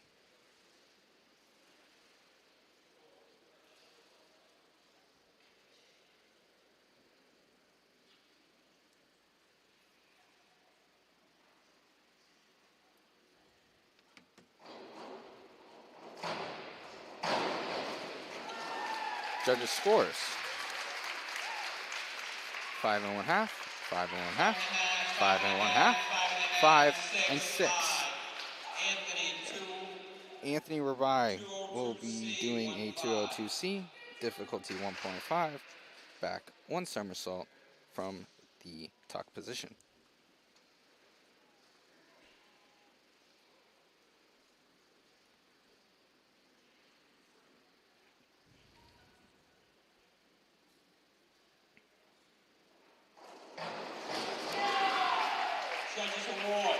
Judges' scores. 3, 3, 3, 3 1/2, and 2 1/2. Matt Steves will be doing a 203B, difficulty 2.3, back 1 1/2 somersaults from the pike position.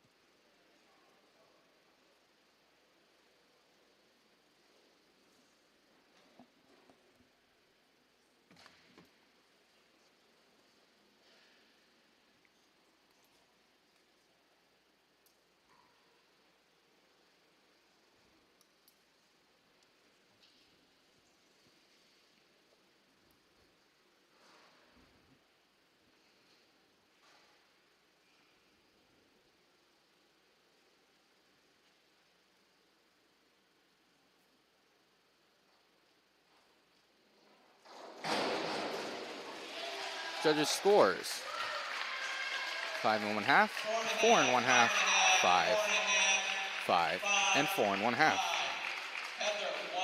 Heather Ansley will do a 104C, difficulty 2.2, forward 2 somersaults from the tuck position.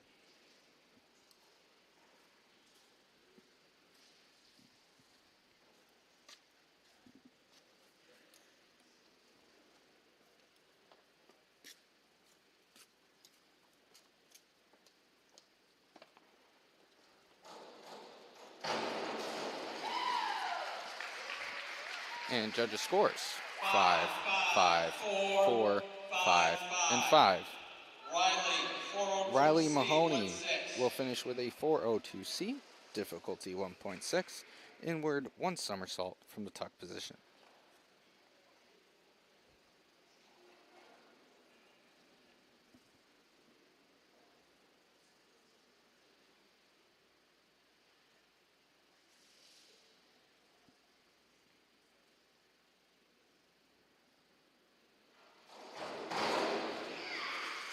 Judges' scores: 6, 5 1/2, 5, 5 1/2, and 5 1/2.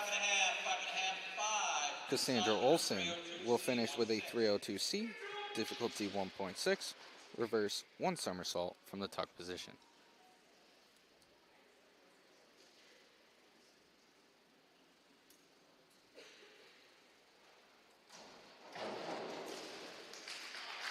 A no dive has been ruled.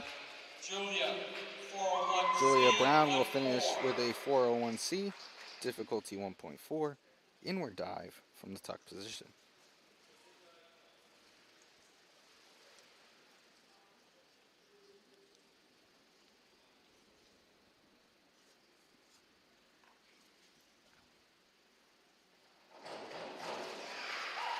And judges' scores: 3 1/2, 3 1/2, 3 1/2, 3 1/2, and 4. Dylan Feeney will be doing a 52-23D, difficulty 2.3, back 1 somersault, 1 1/2 twists from the free position.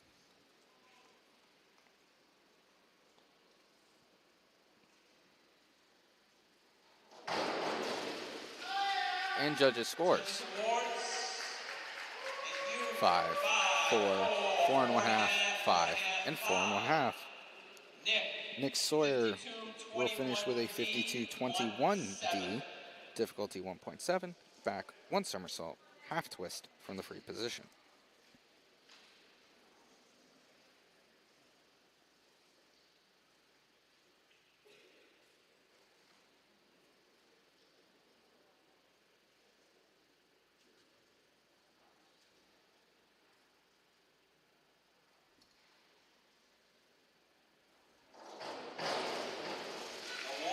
Judges' scores: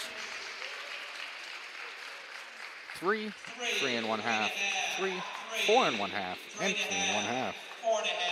Aiden Grady will finish with a 403C, difficulty 2.2, inward 1 1/2 somersaults from the tuck position.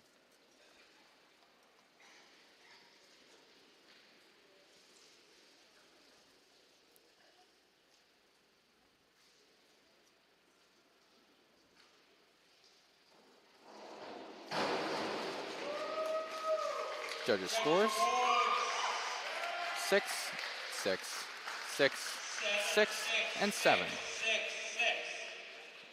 Riley Lictala will finish with a 52-23D, difficulty 2.3, back 1 somersault, 1 1/2 twists from the free position.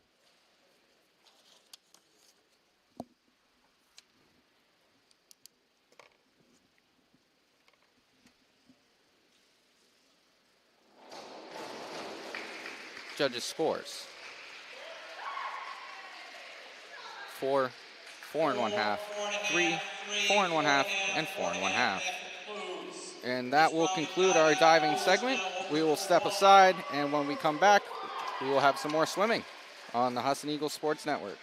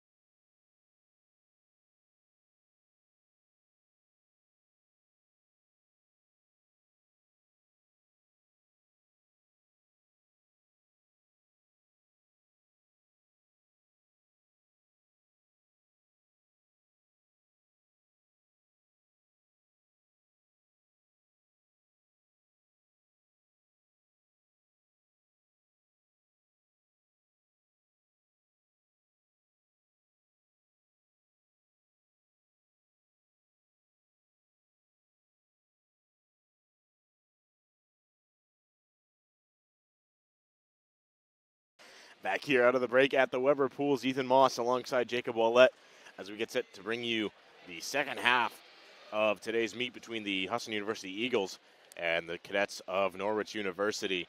We're going to kick off with the 100-yard freestyle, then go into the 100 back, 100 breast, followed by the 500 free, then into the 50-yard fly, and then another diving segment, and then we'll close it out with the 400 IM and the 200-yard freestyle relays. So that is the slate for the rest of this afternoon. We kick it off in the 100-yard freestyle. Lana Kellner in lane 2 from Norwich. Mackenzie Gray from Husson in lane 3. Hannah Shaner in lane 4 from Norwich. Isabella Cost from the Eagles in lane 5. And Isabella Brooks from the Cadets in lane 6.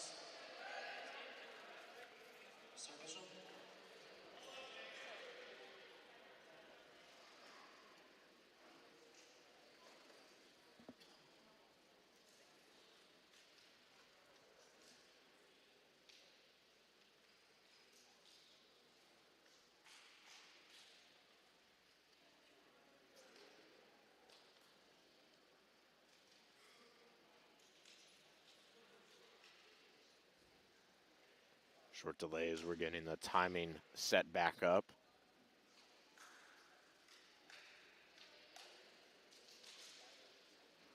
Looks like we have to restart the system, so it'll be just a couple minutes before we start off in this 100 free.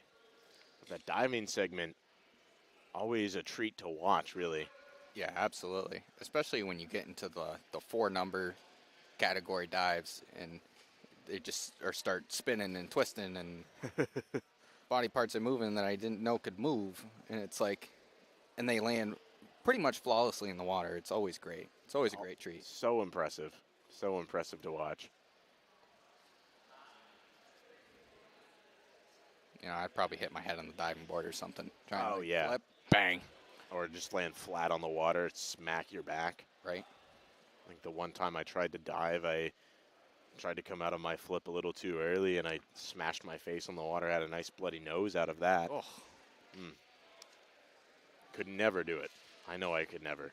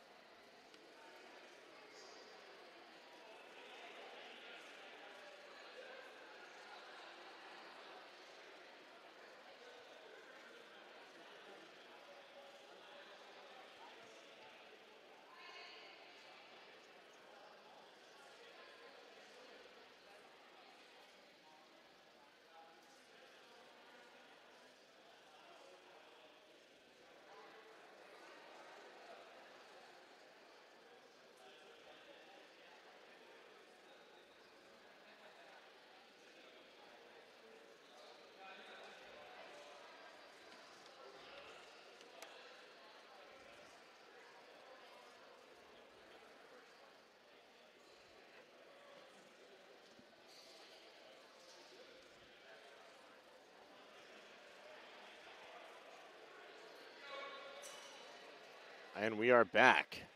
Timing is ready, and we will start off with the 100-yard freestyle. One more time, Alana Kellner, lane 2 from Norwich. Mackenzie Gray from the Eagles in lane 3. Hannah Shaner, lane 4 from Norwich. From Husson in lane 5, Isabella Cost. And lane 6 from Norwich, Isabella Brooks. 4 lengths of the pool here in this 100-yard freestyle.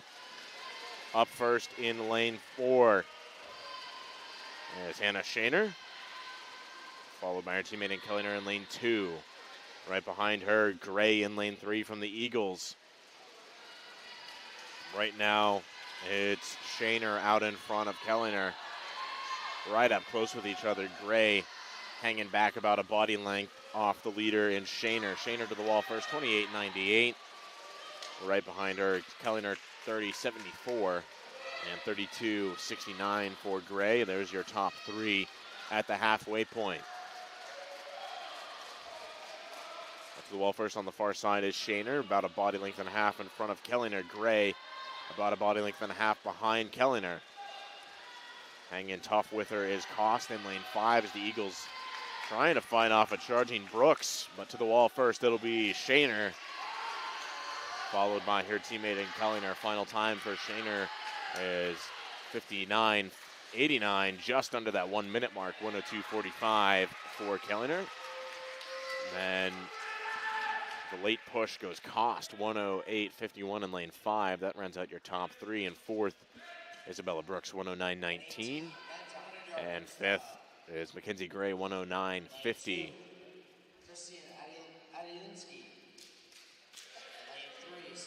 Back to the 100-yard freestyle for the men. Christian Adlianitsky in lane 2 out of Norwich. Sam Pizer, lane 3 out of Husson. Martin Adlianitsky in lane 4 out of Norwich. Braden Champlin in lane 5 from the Eagles. And Gabe Juvenko in lane 6 from the Cadets.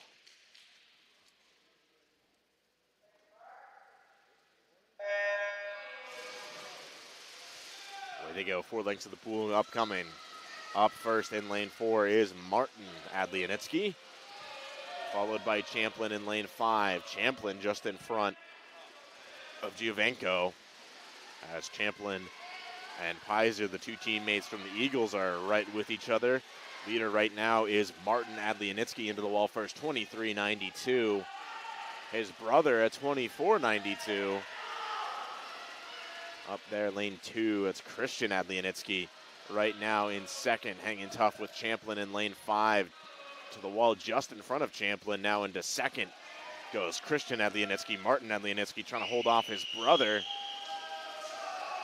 but it'll be Martin getting the upper hand here over Christian, followed by Braden Champlin, then Sam Pizer and Juvenko in lane 6. 49.17 the final time for Martin Adlianitsky, 51.23 for Christian Adlianitsky in lane 2. Champlin 51.95 and 52.71 the time for Pizer.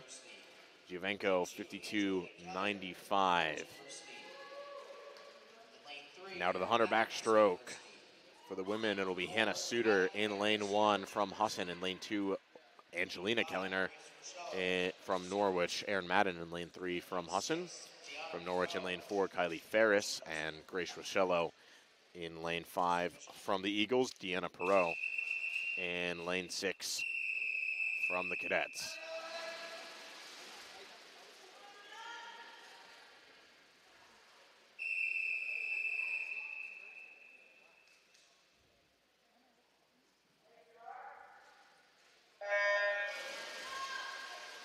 Fastest off the block, 0.61 for Kylie Ferris. She's out to the early lead as we head into the first turn. Right on our heels is Madden and Rochello of the Eagles. As Madden has a great turn, pulls out in front.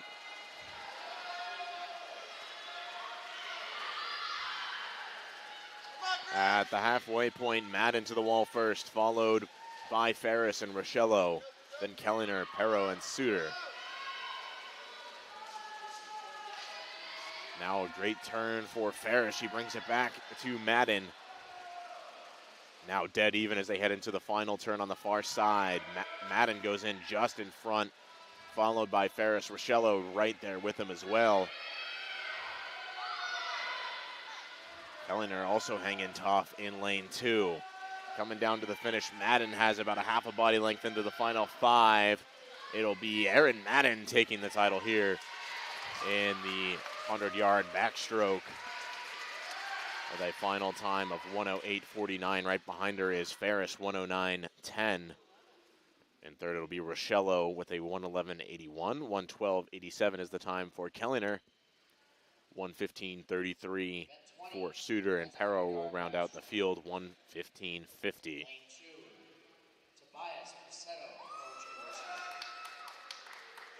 Now to the men's side, Tobias Macedo of Norwich in lane 2, Ryan Emerson of Husson in lane 3, Andrew Clark in lane 4 out of Norwich, Isaiah Therio in lane 5 out of Husson, and Alex Sierra in lane 6 out of Norwich.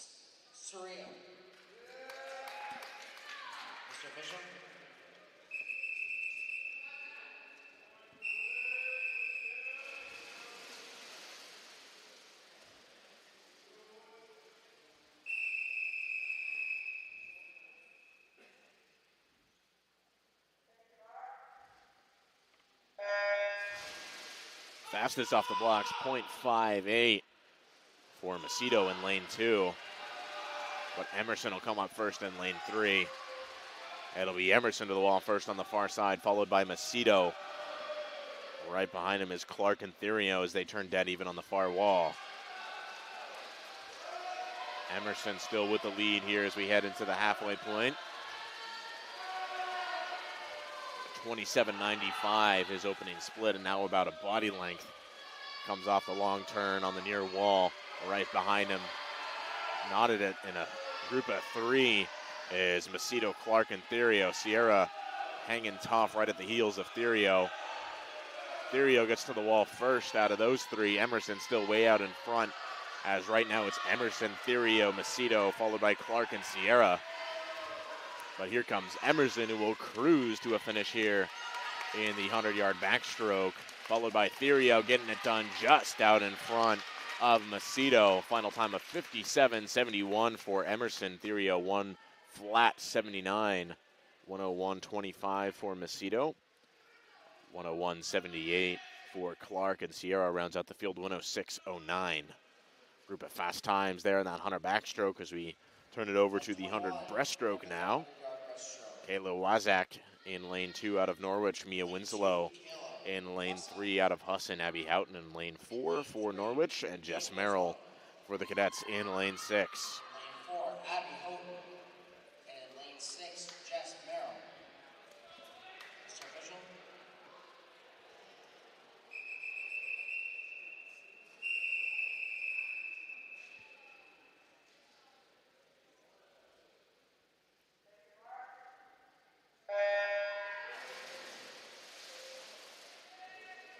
Now in the 100-yard breaststroke. Coming up first is Houghton in lane 4. Already about a body length in front of the rest of the field.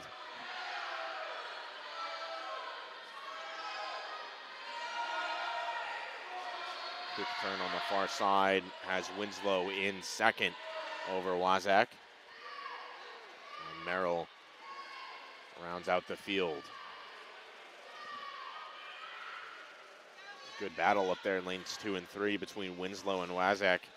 They're going just about stroke for stroke. Out in front by about 2 body lengths is Houghton. Winslow just out in front, 42.07 compared to the 42.39 of Wazak. Winslow just getting out in front now of Wazak. Houghton now on the far wall, continuing to build this lead. Looks like she will cruise home to a first place finish in this 100 breaststroke. Merrill also approaching that far wall. And a good turn from Wazak puts her in front of Winslow as we head into the final 12.5. Wazak still out in front. Houghton will finish. Wazak and Winslow dueling it out, as right now it's Wazak by half a body length to the touch. Just in front of Winslow, 121.28, the final time for Houghton. Wazak goes 129.15, 129.64, the time for Winslow, as here comes Merrill inside the flags now, the final 2 meters for the freshman. She'll get it done. 57.22, her final split. And a final time of 147.79. And now to the men's side, Jacob Brown in lane 1, Gabe Giovinco in lane 2, Brady Hand lane 3, Will Thompson in lane 4, Ben Carusi in lane 5, and Dan Taylor in lane 6. We got a full pool for this one. Should be a good one. Got all 6 lanes going. Keep an eye on lane 4, and Will Thompson has a seed time of 1 minute flat. Very quick time in the breaststroke.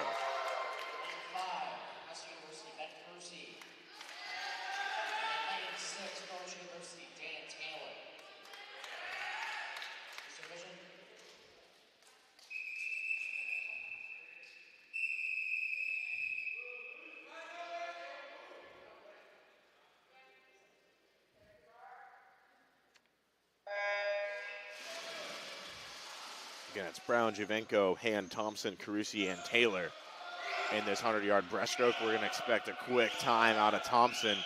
He's already out in front by about a body length over Brady Hand. Right behind Hand is Giovenco.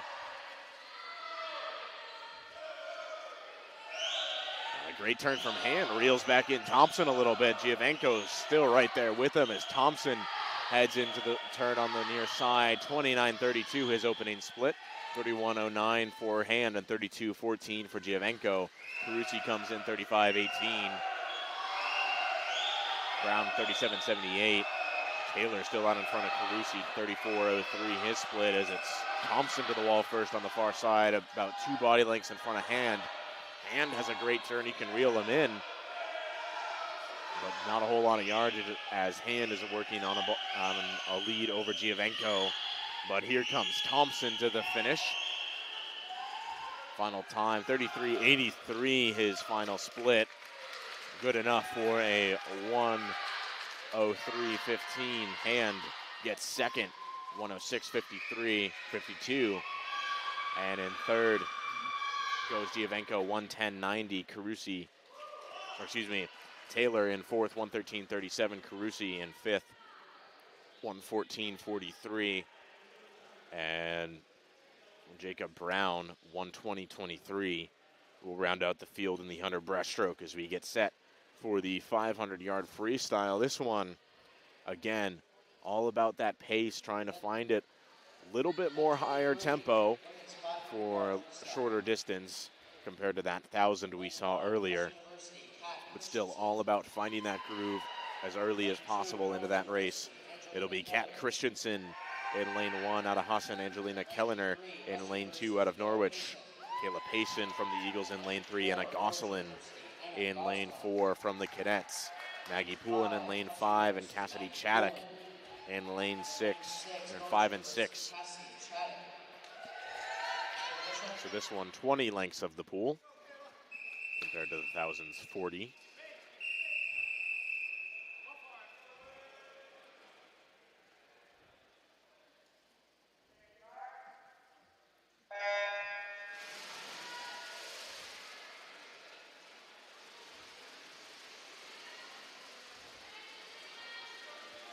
Again, we're looking to see who settles into that early pace, and a veteran, as well as the senior multiple-time NAC champion in this event.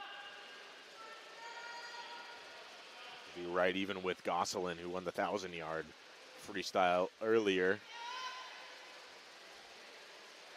Looks like we're going to have a good race between these two in the middle of the pool. 30.87 for Gosselin, 31.09 for Payson.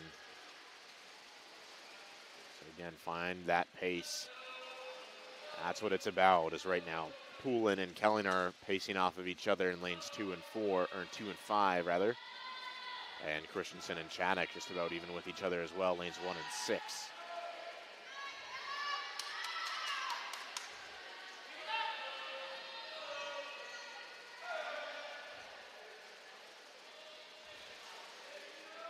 Payson 1:04.49 at the first 100.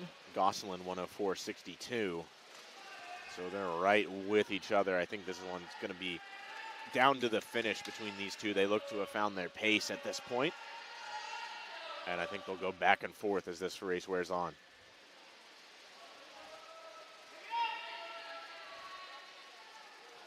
Poulin pulls out in front of Kellner in lane 2. Just a couple of strokes out in front.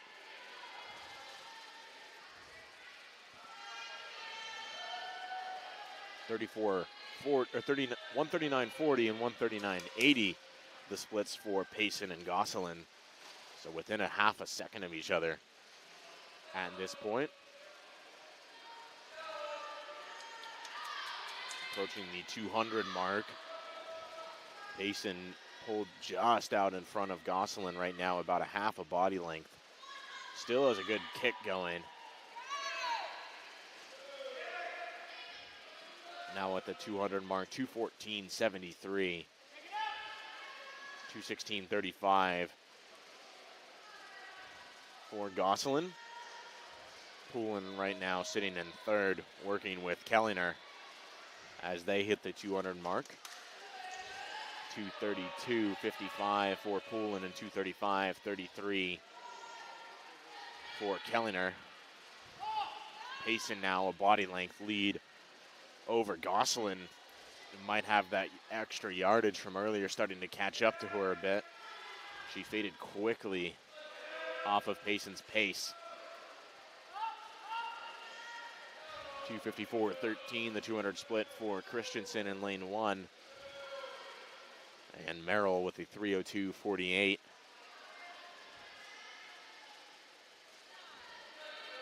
Payson now past the halfway point in this 500. Now about 2 to 3 body lengths in front of Gosselin. Still has a very strong, steady pace, right around that 33 mark.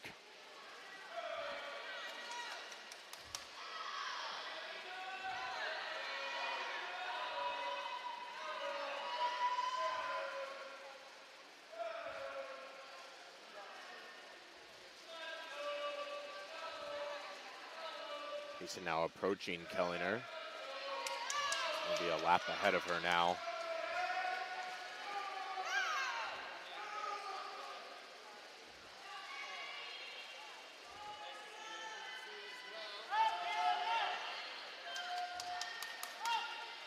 $3:59.95 for Payson. 4:09.73 for Gosselin, who is next behind Payson.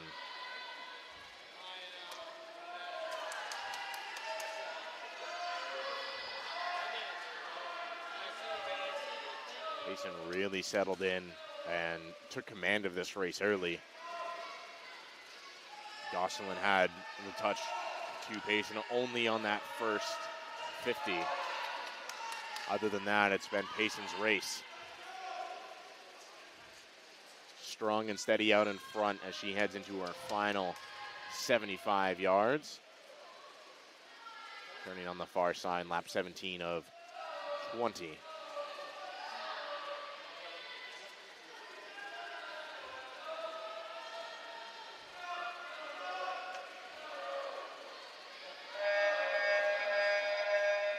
Bell will sound.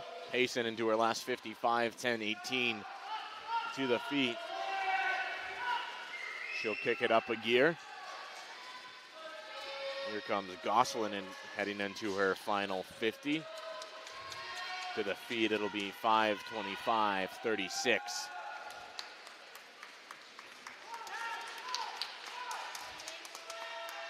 Payson will bring it home with a nice steady finish. Bit up tempo from what we saw her settle into, but Payson victory in the 500-yard freestyle, 5:43.54 her final time. Early in the season, not a bad time to be putting up.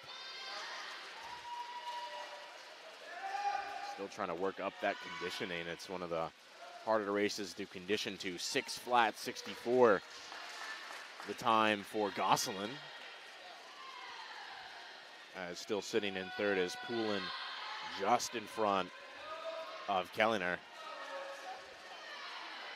About 2 body lengths, 3 body lengths is the advantage for Poulin into this final 25 yards for those two. Kelliner trying to track down Poulin, but not enough yardage to do so as Poulin comes into the wall. 6:34.02, good enough for third. Kelliner 6:37.82. And fourth as Christensen heads into her final 50. Chaddock working on like 17 now into her final 75.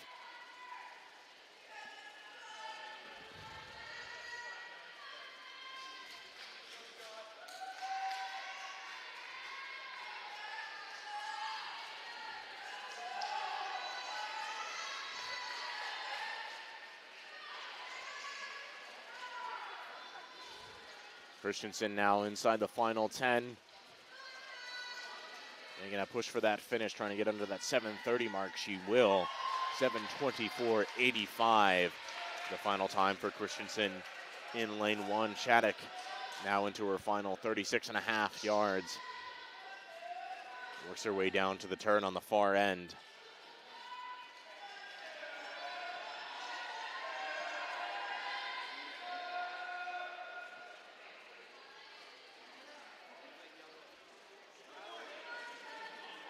Shattuck bringing it home now into the final 12.5.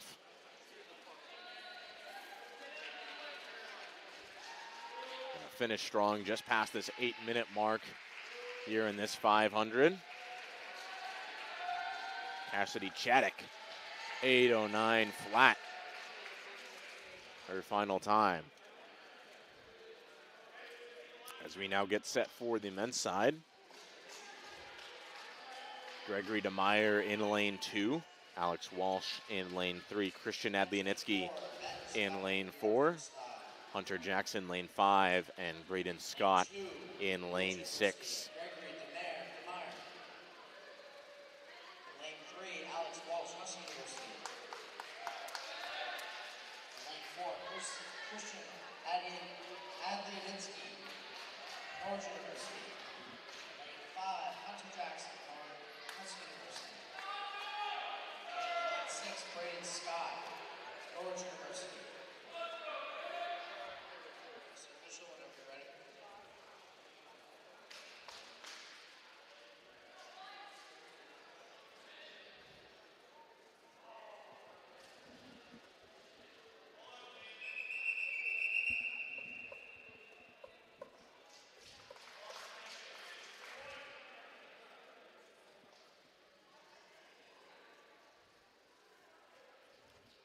Having an issue resetting our timing system yet again.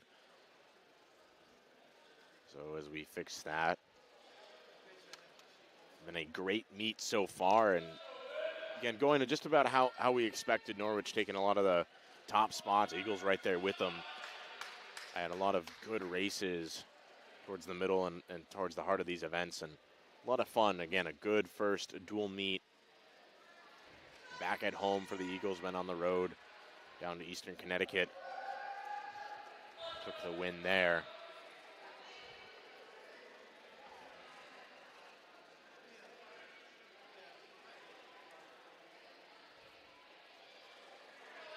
But this is the Eagles team that, after that relay event a couple of weeks ago, again showing why they're going to be right up with MMA in the North Atlantic Conference and challenging for that title on both sides, both the men and the women.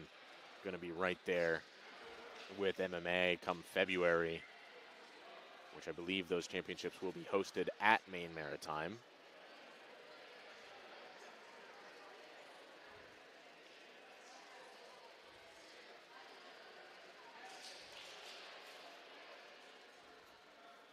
And what is a very long season of competition. I believe it is actually the longest competition season in collegiate sports.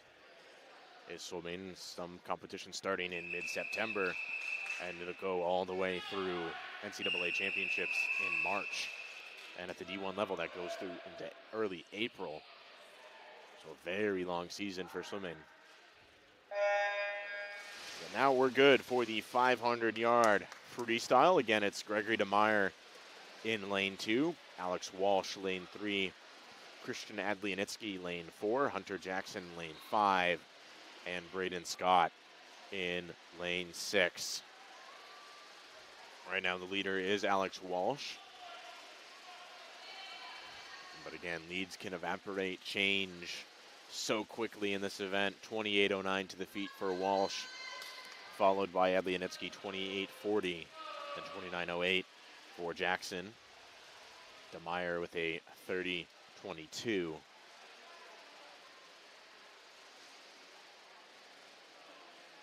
Right now, Adlianitsky and Walsh going at it in the middle of the pool.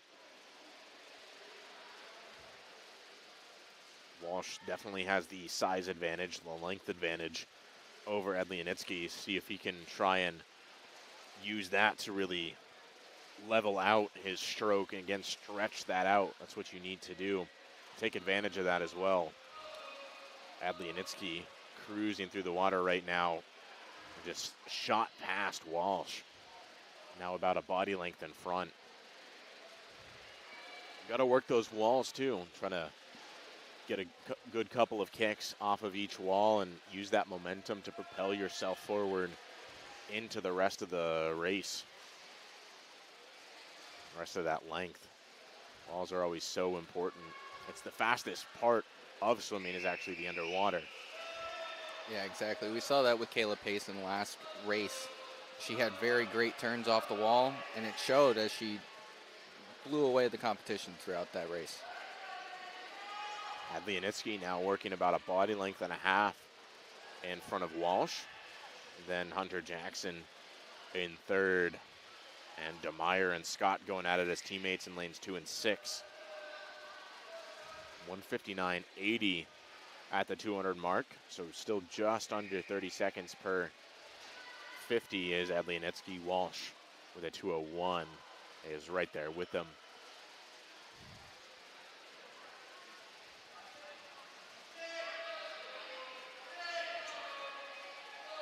Adlianitsky at the halfway point, 2:30.72, falling a little bit off of that sub 30 pace. Walsh 2:35.93. Walsh does have a great finish in this event, so I would not be surprised if he starts to reel in Adlianitsky after this next turn on the near side. You see Gilliam right there, the teammate, really trying to get him going. Shaking that counter up and down. And making those motions, like to your point from the 1,000 earlier. The kick is so important. Walsh's kick is faded out.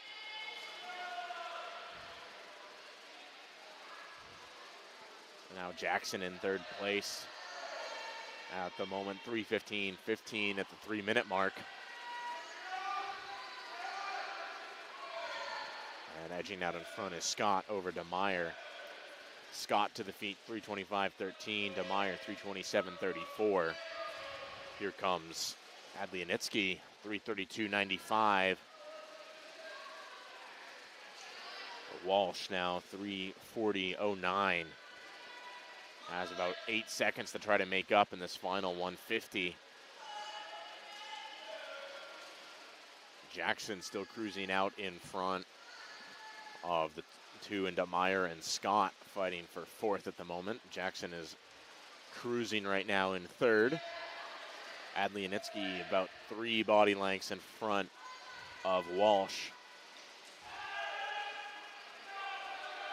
4:04.94 to the feet for Adlianitsky, 4:11.98 for Walsh. Adlianitsky working his way to a good time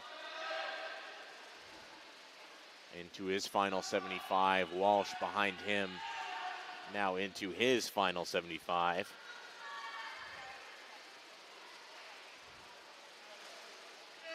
Adlianitsky, as the bell rings, just about ready to pass his teammate in DeMeyer.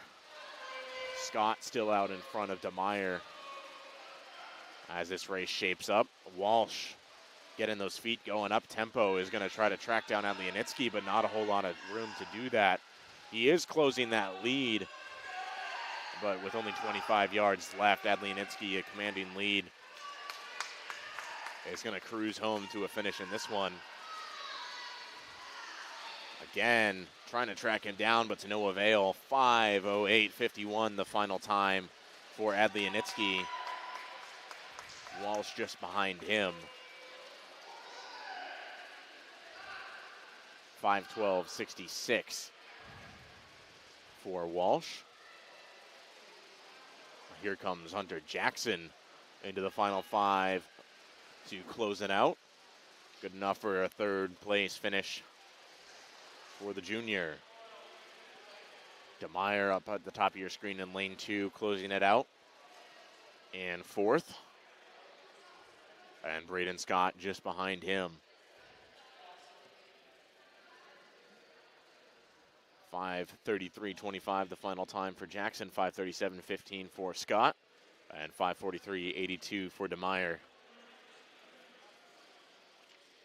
For the men's 500-yard freestyle, now we head over to some shorter yardage in the 50-yard butterfly.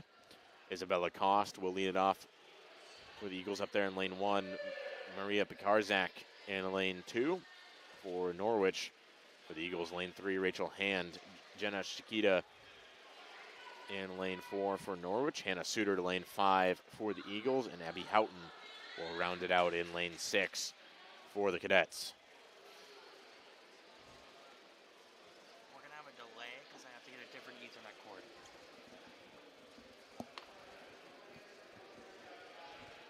We're going to have a short delay in between these two events. Event 25, women's 50-yard butterfly. In lane 1, Isabella Cost, Husson University. In lane 2, Maria Karsny, Norwich University. In lane 3, Rachel Hand, Husson University. In lane 4, Jenna Shida, Norwich University. In lane 5, Hannah Suter, Husson University. And in lane 6, Abby Houghton, Norwich University. Mr. Official, whenever you're ready.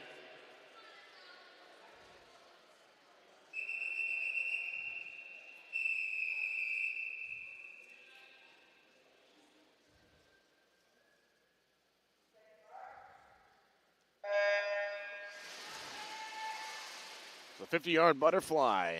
Up first is Rachel Hand in lane 3, followed by Sheeta in lane 4.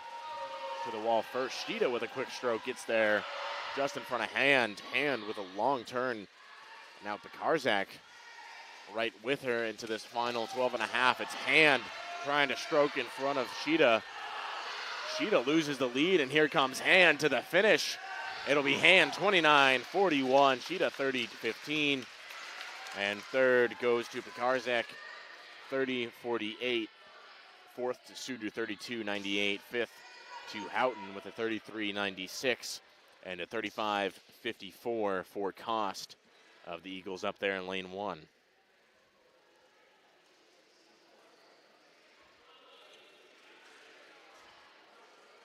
Event 26, men's 50-yard butterfly. Now to the men's side, it'll be Isaiah Styrio in lane 1 out of Husson. Michael Cohenhoven in lane 2 out of Norwich. In lane 3, Sam Pizer out of the Eagles. Logan Weinreiter in lane 4 from Norwich. Eagle and Braden Champlin in lane 5. And Josh Kelly rounds it out from the Cadets in lane 6.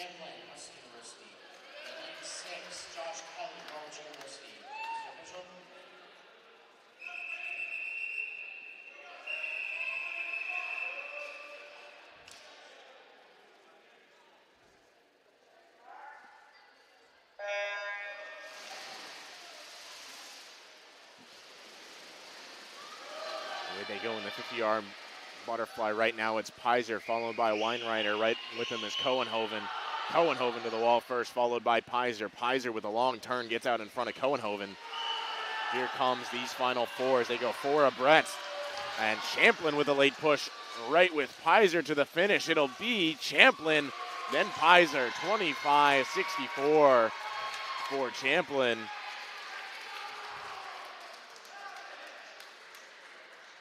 Followed by Pizer, 25-81. And third goes Cohenhoven, 26-19. Fourth will go to Kelly with a 26-11. Weinreiter, 27-14. And Theria with a 30-41.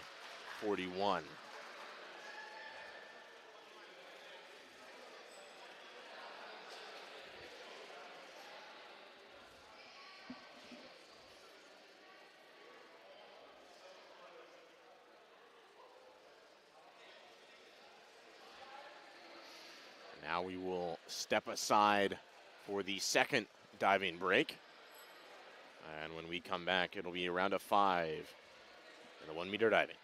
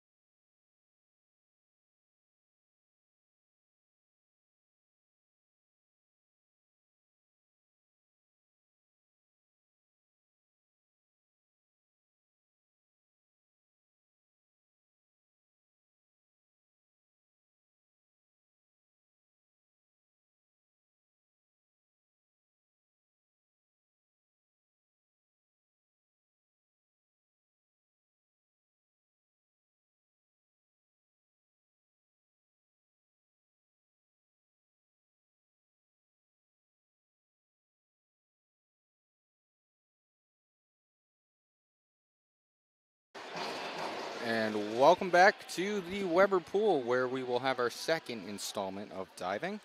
We will have 5 rounds and 8 divers per round. And we will start with Riley Mahoney of Husson University doing a 102A, 1.6 difficulty, forward, 1 somersault from the straight position.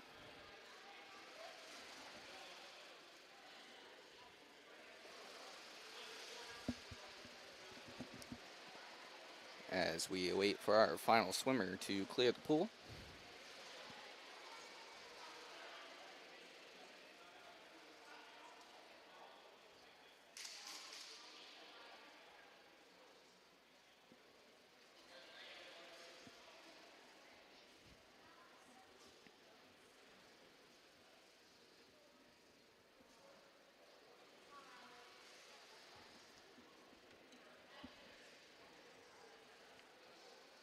Riley, 102A, 1-6.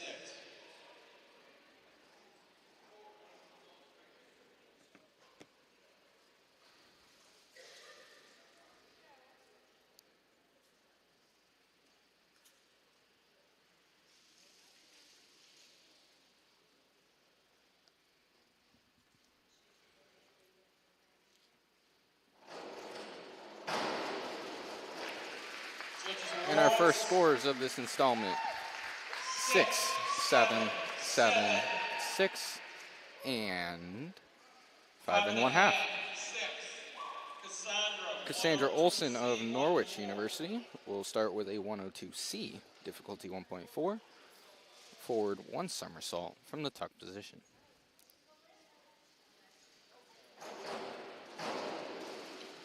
And the judges' scores are 5 1/2, 5 1/2, 5 1/2, 5 1/2, and 6. Heather Ansley of Norwich University will be doing a 102B, difficulty 1.5, forward 1 somersault from the pike position.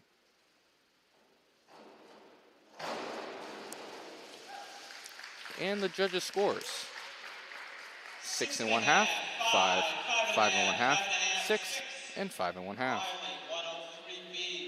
Riley Latala of Norwich University will be doing a 103B, difficulty 1.7, forward 1 1/2 somersaults from the pike position.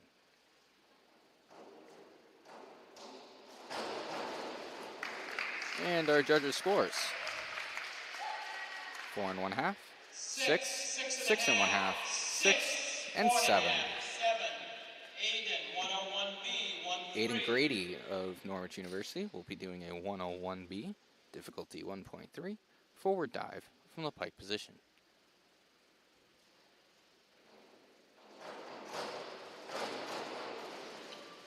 And the judges' scores: 7, 7 1/2, 7 1/2, 7 1/2, and 7 1/2. Spencer Brené of Husson University will start with a 103B, difficulty 1.7, forward 1 1/2 somersaults from the pike position.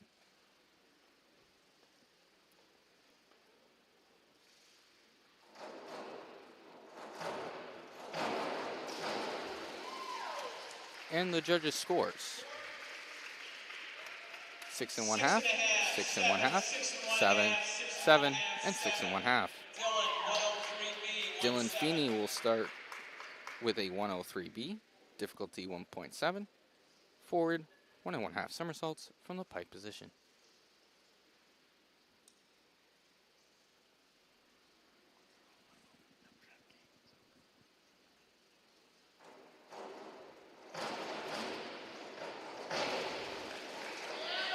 And the scores: 5 1/2, 6, 6, 6 1/2, and 6 1/2. Matt Steves rounds out round 1 with a 103B, 1.7 difficulty, forward 1 1/2 somersaults from the pike position.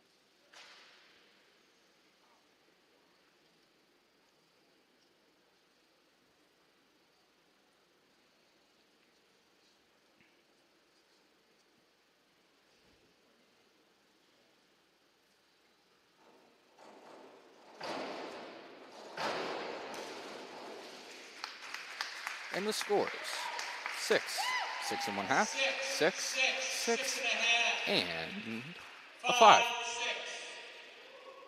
Round 2 begins with Riley Mahoney doing a 51-22D, difficulty 1.9, 1 forward, 1 somersault, 1 twist from the free position.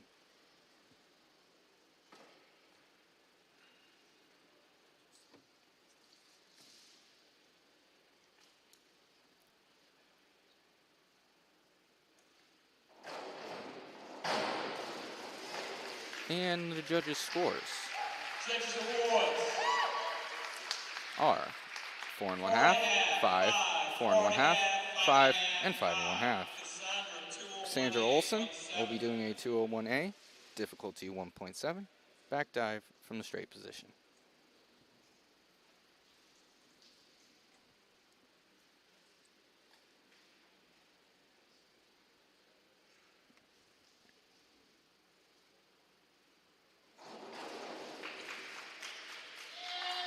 And the judges' scores, 4 1/2, 4, 4 1/2, 5, and 4 1/2.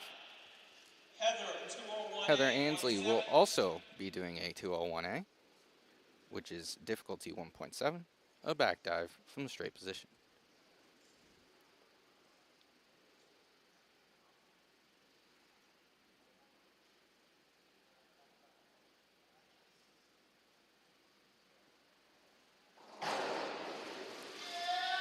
And the judges' scores,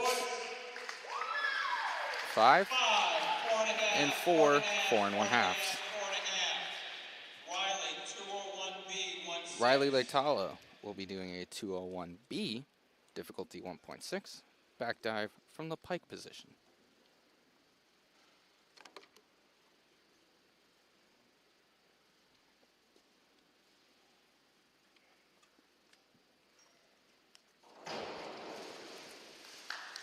And the judges' scores, 5 1/2, 5, 5 1/2, 5 1/2, and 6. Aiden Grady will be doing a 202A, difficulty 1.7, back 1 somersault from the straight position.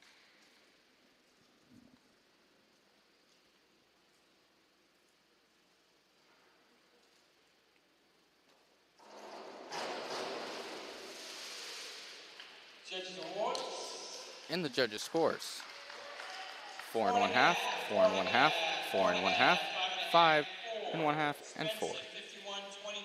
Spencer Bernay will be doing a 51-22D, difficulty 1.9, forward, 1 somersault, 1 twist from the free position.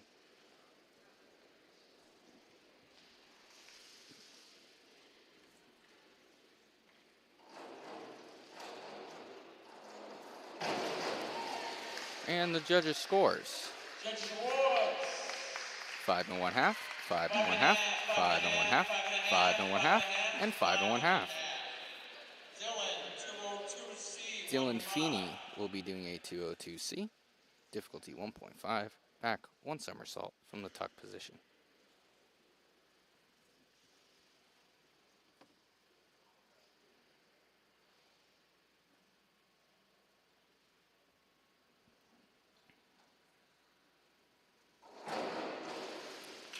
And the judges' scores, 4 1/2, 5 1/2, 4 1/2, 6, and 5.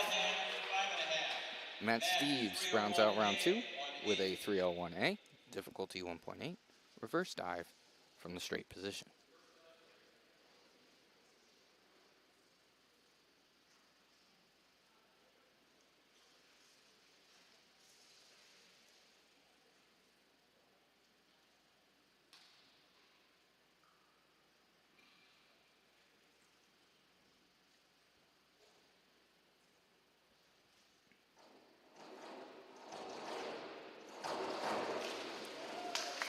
And the scores, 7 1/2, 6 1/2, 5 1/2, 5, and 7.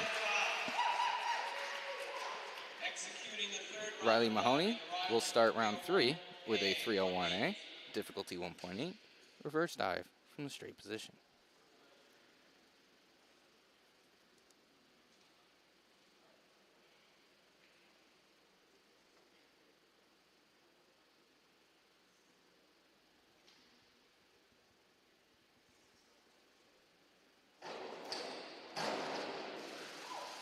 And the judges' scores.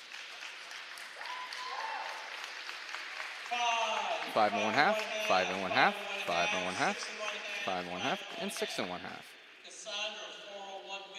Sandra Olson will be doing a 401B, difficulty 1.5, inward dive from the pike position.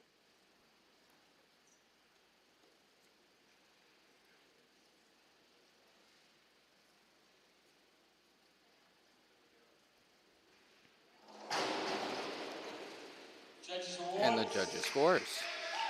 5 1/2, 4 1/2, 4 1/2, 4 1/2, and 5.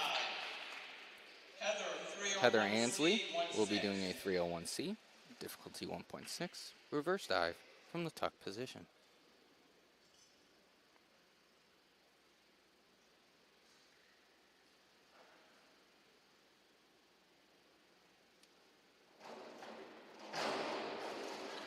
And the judges' scores. 5, 6, 6, 5, and 5. Riley Leitala will do a 401B, difficulty 1.5, inward dive from the pike position.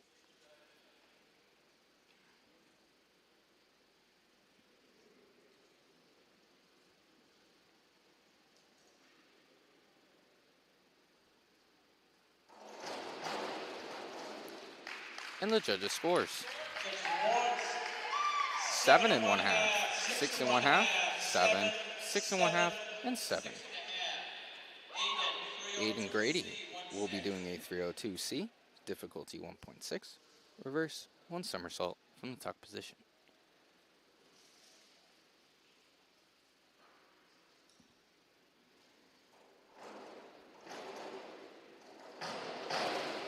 And the judges' scores.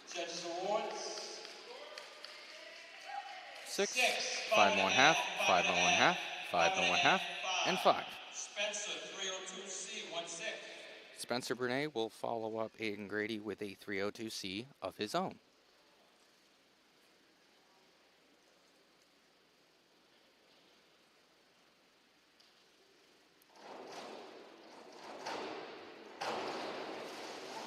And the judges' scores. 6, 6, 6, 6, and 5. Dylan Feeney will be doing a 301C, difficulty 1.6, reverse dive from the tuck position.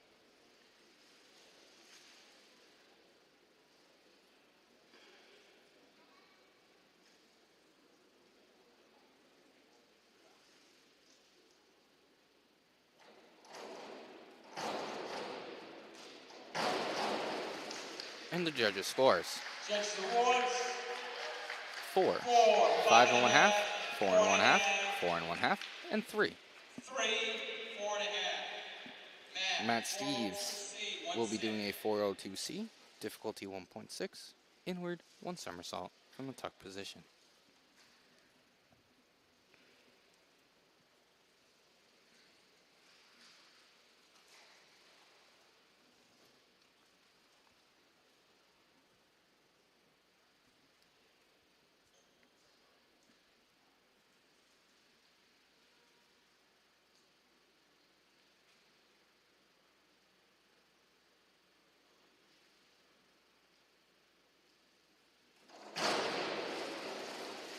And the scores. 6, 6, 5 1/2, 5 1/2, and 5 1/2. Round 4 begins with Riley Mahoney doing a 201A, difficulty 1.7, back dive from the straight position.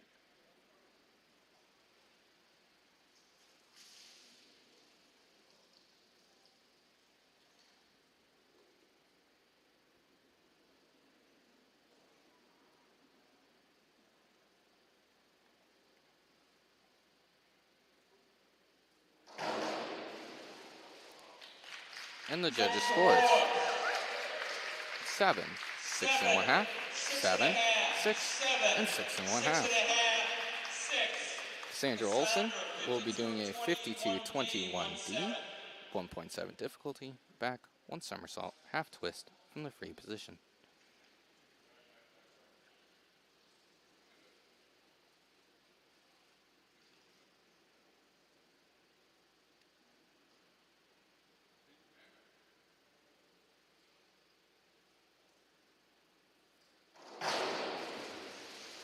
And the judges' scores. Judges awards. 5 and 1/2, 5 and 1/2, 5 and 1/2, 5 and 4 and 1/2. Heather 402C 16. Heather Ansley will be doing a 402C, difficulty 1.6, inward, 1 somersault from the tuck position.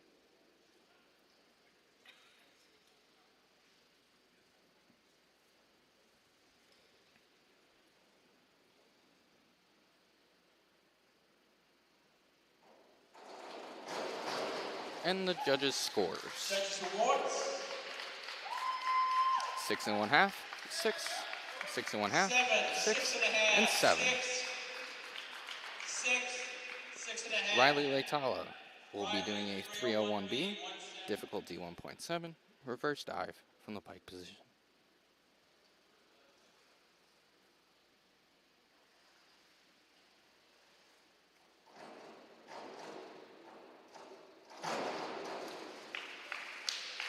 And the judges' scores.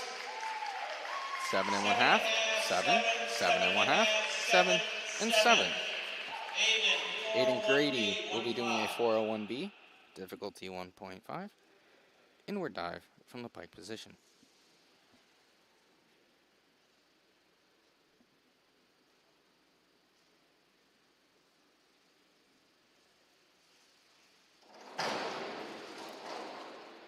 And the judges' scores.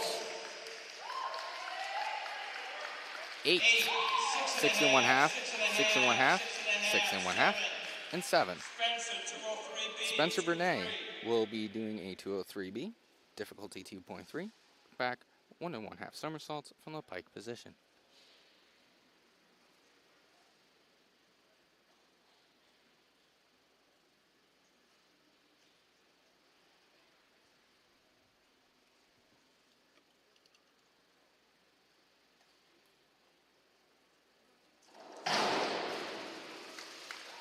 And the judges' scores.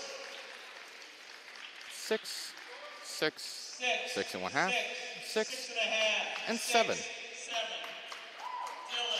Dylan Feeney will be doing a 401B, difficulty 1.5, inward dive from the pike position.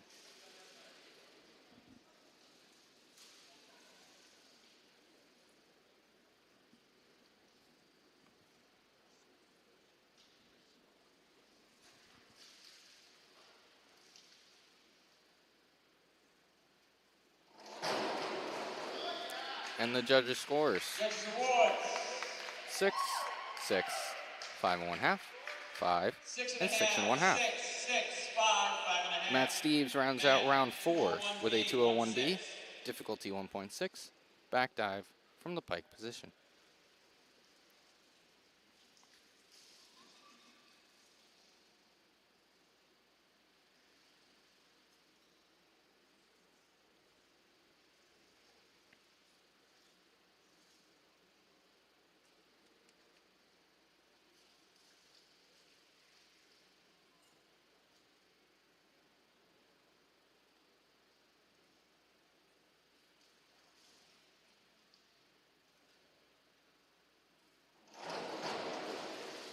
And the judges' scores. 5 and 1/2, 5 and 1/2, 4 and 1/2, 5 and 1/2, and 6 and 1/2.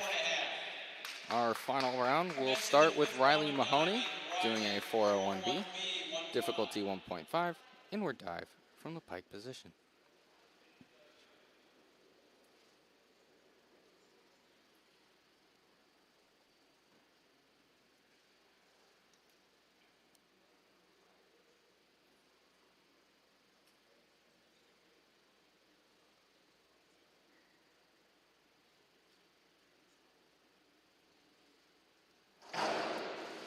And the judges' scores. 7 and 1/2, 8, 8, 6 and 1/2, and 7 and 1/2. Cassandra Olson will be doing a 301A, difficulty 1.8, reverse dive from the straight position.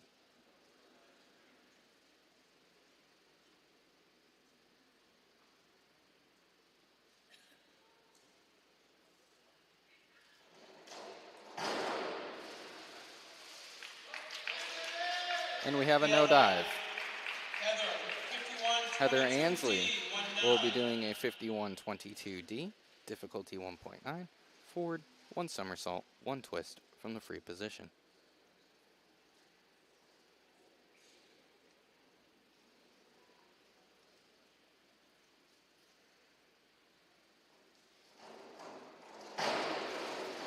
And the judges' scores. 4, 4 1/2, 3, 4, and 5. Riley Latala will finish with a 52-31D, difficulty 2.1, back, 1 1/2 somersaults, half twist from the free position.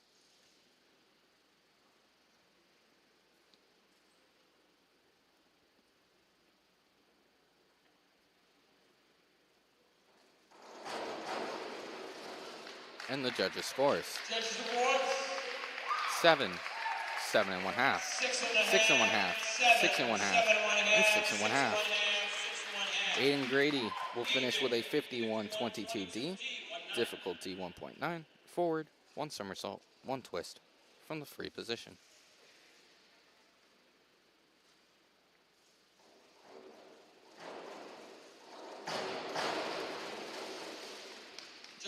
Judges' scores. 6 and 5, 6, 5 1/2, and 6. Spencer Brunet will finish with a 401B, difficulty 1.5, inward dive from the pike position.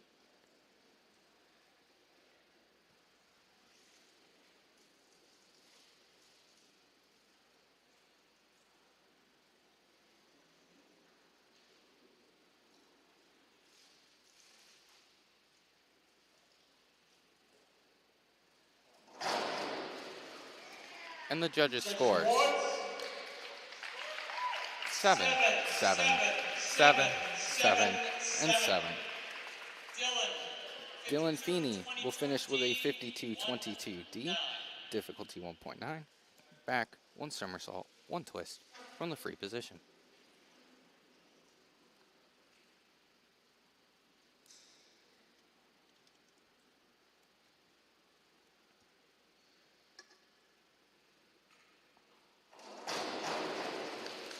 And the judges' scores. 5, 5, 5, 5 1/2, and 4 1/2. That concludes today's done. Matt Steves will conclude the final round of diving with a 52-31D, difficulty 2.1, back, 1 1/2 somersaults, half twist from the free position.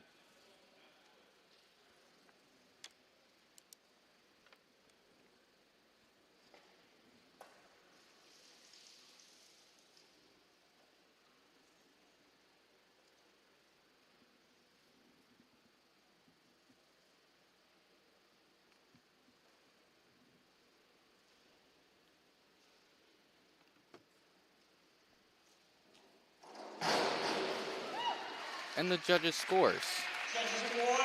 6 1/2, 7, 6 1/2, 6, and 5. That concludes diving. Don't go away. We have more swimming coming up on the Husson Eagles Sports Network. Back in a flash.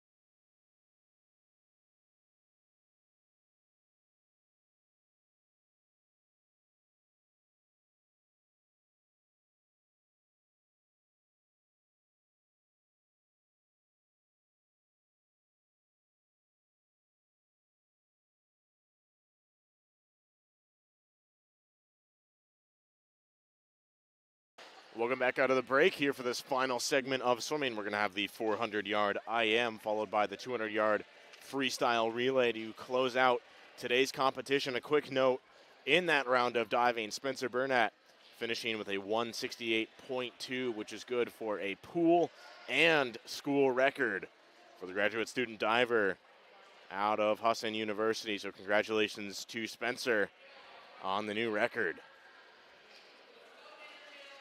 But in this final segment, 400-yard IM up first. It's going to be a combined heat. Hannah Shaner will be up in lane 2 out of Norwich, the only woman entered into this competition. And then for the men, Artie Abrams in lane 3, Nathan Gilliam lane 4, Benjamin Stark lane 5, and Braden Scott in lane 6.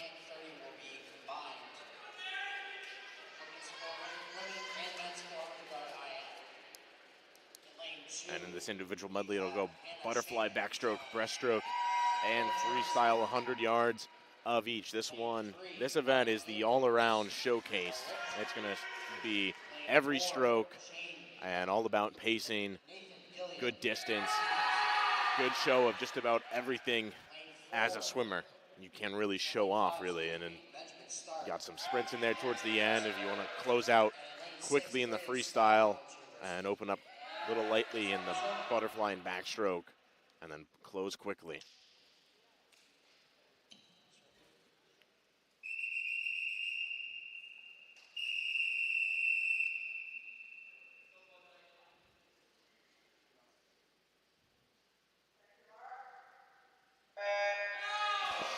Here they go in the 400-yard individual medley.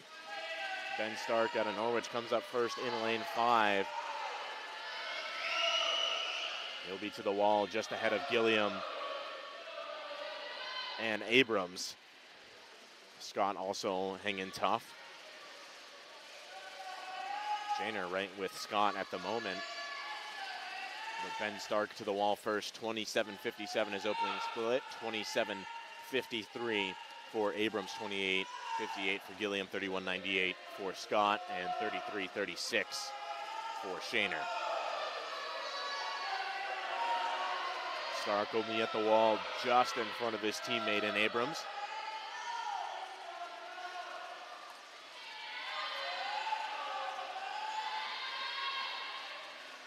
Now through this first leg, the butterfly leg, Stark 58.91, about a 2-second advantage over his teammate in Abrams. Gilliam behind by about 4 seconds, 103.12, his fly split.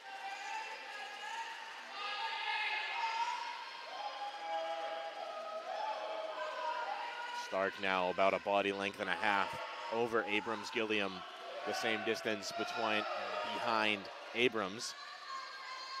Scott and Shaner still sticking to each other on opposite ends of the pool. 133.87 for Stark. For Abrams, 137.26, and Gilliam, 140.77.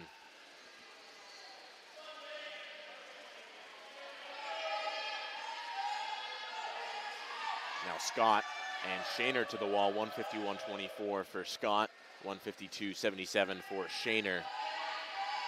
As Stark coming back in the final 12.5 of his backstroke leg. We'll head into the wall, transitioning to breaststroke. There's that crossover turn.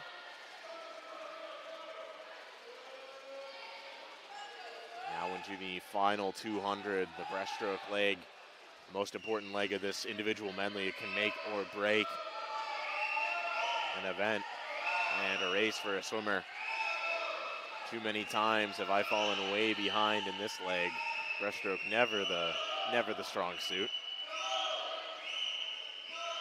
You can see it with Stark losing some ground to Abrams, who's starting to creep up a little bit on the leader in Stark. Gilliam still right there and about that two body lengths back of Abrams. Scott and Shaner still right even with each other on the far wall in the first 50 of breaststroke. Stark still holding on to his advantage over his teammate in Abrams. in the second 50 of the breaststroke.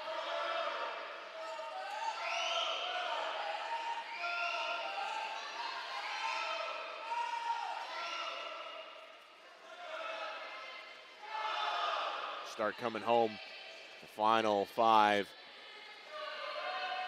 3:28.01 as he heads into freestyle. Right behind him, 3:34.26 for Abrams. And Shaner and Scott still right with each other. Shaner just about a half a body length behind Scott as Stark will swim past Scott in lane 6. Gilliam takes over on freestyle. Has a long ways if he wants to try to track down Abrams, not enough yardage. As Stark heading into his final 36.5 yards. Now to the far wall, a commanding lead for the senior. Abrams did his best to try to track him down in the breaststroke, but too big of a lead for Stark as he has inside the flags now. Going to finish just under 4:30, 4:27.13 his final time. Down to the final half of a pool goes Abrams. Abrams trying to get past Shaner, gets it done, 4:41.82 his final time. Gilliam now inside the flags. He will finish the time of 4:51.38. Here comes Scott on the backstretch.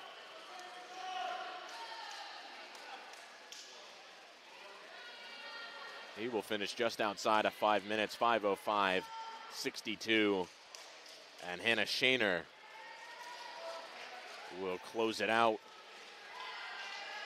Going to be just under 5:20, 5:18.58 for Hannah Shaner. Rounds out the field. Again, it goes Stark, followed by Abrams, Gilliam, Scott, and Shaner for the women gets the first place finish. 5th place in this heat. As we now head to the final 2 events, the 200-yard freestyle relay. It'll be Norwich University in lane 2, and starting off with Deanna Perot. Husson in lane 3 will start with Rachel Hand. Norwich will start with Alana Kelliner in lane 4. Mackenzie Gray will lead it off for the Eagles in lane 5, and it'll be Kayla Wazak to start it off for the Cadets in lane 6. Down and back 4 times apiece. Looking for some clean exchanges and a good finish to this race. I think it's going to be tight between lanes 3 and 4. Watching these A relays from the Eagles in lane 3 and the Cadets in lane 4.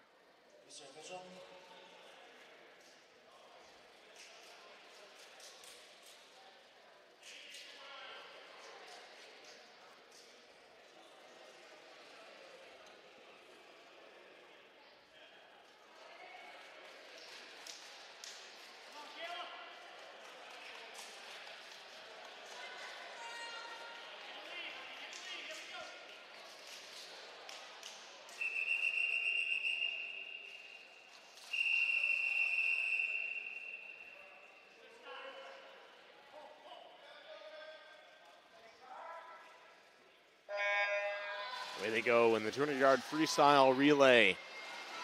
Final event in this one. Kayla Payson in the water in lane 3 for the Eagles. Correction on that. But it'll be Kelliner to the wall first, just in front of Payson. And hanging right there is Perot, again out of Norwich in lane 2. They'll go 3 abreast as Payson has the advantage right now. Is going to give it off to Mia Winslow, who will start it off in second or in first for the Eagles, but quickly gone as Gosselin goes to the water for the Cadets. Ferris right there as well. Right now it's Gosselin out in front of Winslow. Quick turn as they're just about 3 wide. Now working past Winslow is Ferris. Gosselin trying to hold on right now. It'll be just about dead even again as we get into this third exchange, or this third leg. The water is Erin Madden for the Eagles, Maria Pekarzik for the Cadets, and Angelina Kelliner for the cadets in lane 2. Right now it's Pekarzik out in front of Madden, who has a great turn and brings it right back in. Pekarzik is going to give way to Shaner. Just got out of that 400 IM. And Madden will give it off to Rachel Hand, who's going to try to anchor it out in front. Into the water they go for the final leg. Here goes Hand versus Shaner. Dead even as they head into that far wall. Shaner again just out of the 400 IM. Let's see what she has left in this final 25. Hand takes the lead out in front of Shaner into the final 12. It's Hand working with the advantage into the finish. It'll be Rachel Hand anchoring it out for the Eagles. 150.78 the final time. 151.64 for the cadets, and Shaner in lane 4. The Eagles get the win in the 200-yard freestyle relay. Norwich's B relay will finish 156.33. Husson's B relay will finish 205.80. And here comes Altuher for the cadets. Will round out the field to 17.95 the final time. Now to the final event for today, the men's 200-yard freestyle relay. We have a loaded pool. Husson in lanes 1, 3, and 5. Norwich in 2, 4, and 6. Burnett will lead it off fresh off the diving record for the Eagles in lane 1. Clark for the cadets in lane 2. Hand for Husson in lane 3. Macedo for the cadets in lane 4. Pizer for Husson in lane 5. And Connor for the cadets in lane 6. Again, should be another good finish between lanes 3 and 4 with both Husson and Norwich's A relays going. It's going to really come down to see who can anchor this one out. Emerson listed as the anchor leg for the Eagles. Cohenhoven had a fast time earlier. Thompson as well. Looks like they've stacked both the ends for both these A relays, so it's going to be a very exciting close finish. Emerson can go about a 21, Cohenhoven about a 22.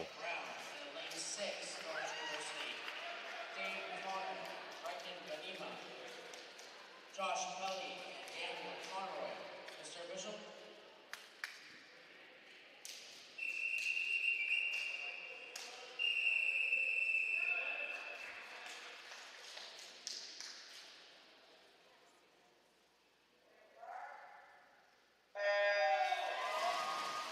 Last 200 yards of the afternoon. It's Brady Hand for the Eagles out in front right now over Macedo. To the wall first is Hand, coming off quickly. Right behind him as well as Pizer. Right now, Eagles out in front over Macedo and the cadets in lane 4. It's going to be Hand giving it off to Champlin. Pizer to Jackson, Macedo to Juvenco. Clark for Norwich up there in the B relay is going to give it off to Sierra. But right now, it's the Eagles with Champlin with about a half a body length lead over Giovenco. Right behind is Jackson sitting in third for the Eagles right now. He's going to have to try to fend off Sierra. Champlin will give way to Walsh. Giovenco to Thompson. Jackson to Therio. Sierra to DeMeyer. Right now, it's the Eagles just out in front. Thompson's going to try to close on the sophomore in Walsh. It's a good race right now. Thompson still closing on Walsh, still out in front, trying to hold on as they're going to hand it off to this final leg. It'll be Emerson with the advantage for the Eagles in lane 3, working through some shop. Here goes Cohenhoven, right even as they head down this final stretch in this leg. To the wall first is Emerson, just behind is Cohenhoven. Into this final length of the pool. Emerson with a great turn, works out in front of Cohenhoven to the final touch. It'll be Ryan Emerson anchoring it for the Eagles. 1:31.23, a blazing time. 1:31.95 for the cadets. Eagles will get third with Brown anchoring it out in front of Taylor. 1:38.04, 1:40.90 the final time for the cadets. Eagles up there in lane 1 get fifth, 1:46.63. And Norwich with Conward rounds it out, 1:47.95. And what a way to finish it. Great race in that 200 freestyle. And it's been a great day of racing here at the Weber Pool. Don't have the scores right in front of us, but I do believe Norwich will squeak out with a victory. So it'll be the maroon and gold over the green and gold. Eagles will go on the road next week to Eastern Connecticut. It's going to be their second away meet down there in Connecticut. Last week was against University of St. Joseph's, not to be confused with St. Joseph's College in Maine. They'll be back in a couple of weeks, as that'll be November 18th back here at the Weber Pool. Good weekend of swimming. They'll go against MMA on the 19th and Gordon College on the 18th. So a couple of dual meets for the Eagles coming up in home territory. But for Ethan Moss, Jacob Ouellette, thank you for tuning in to a great and historical day of swimming and diving here at the Weber Pool.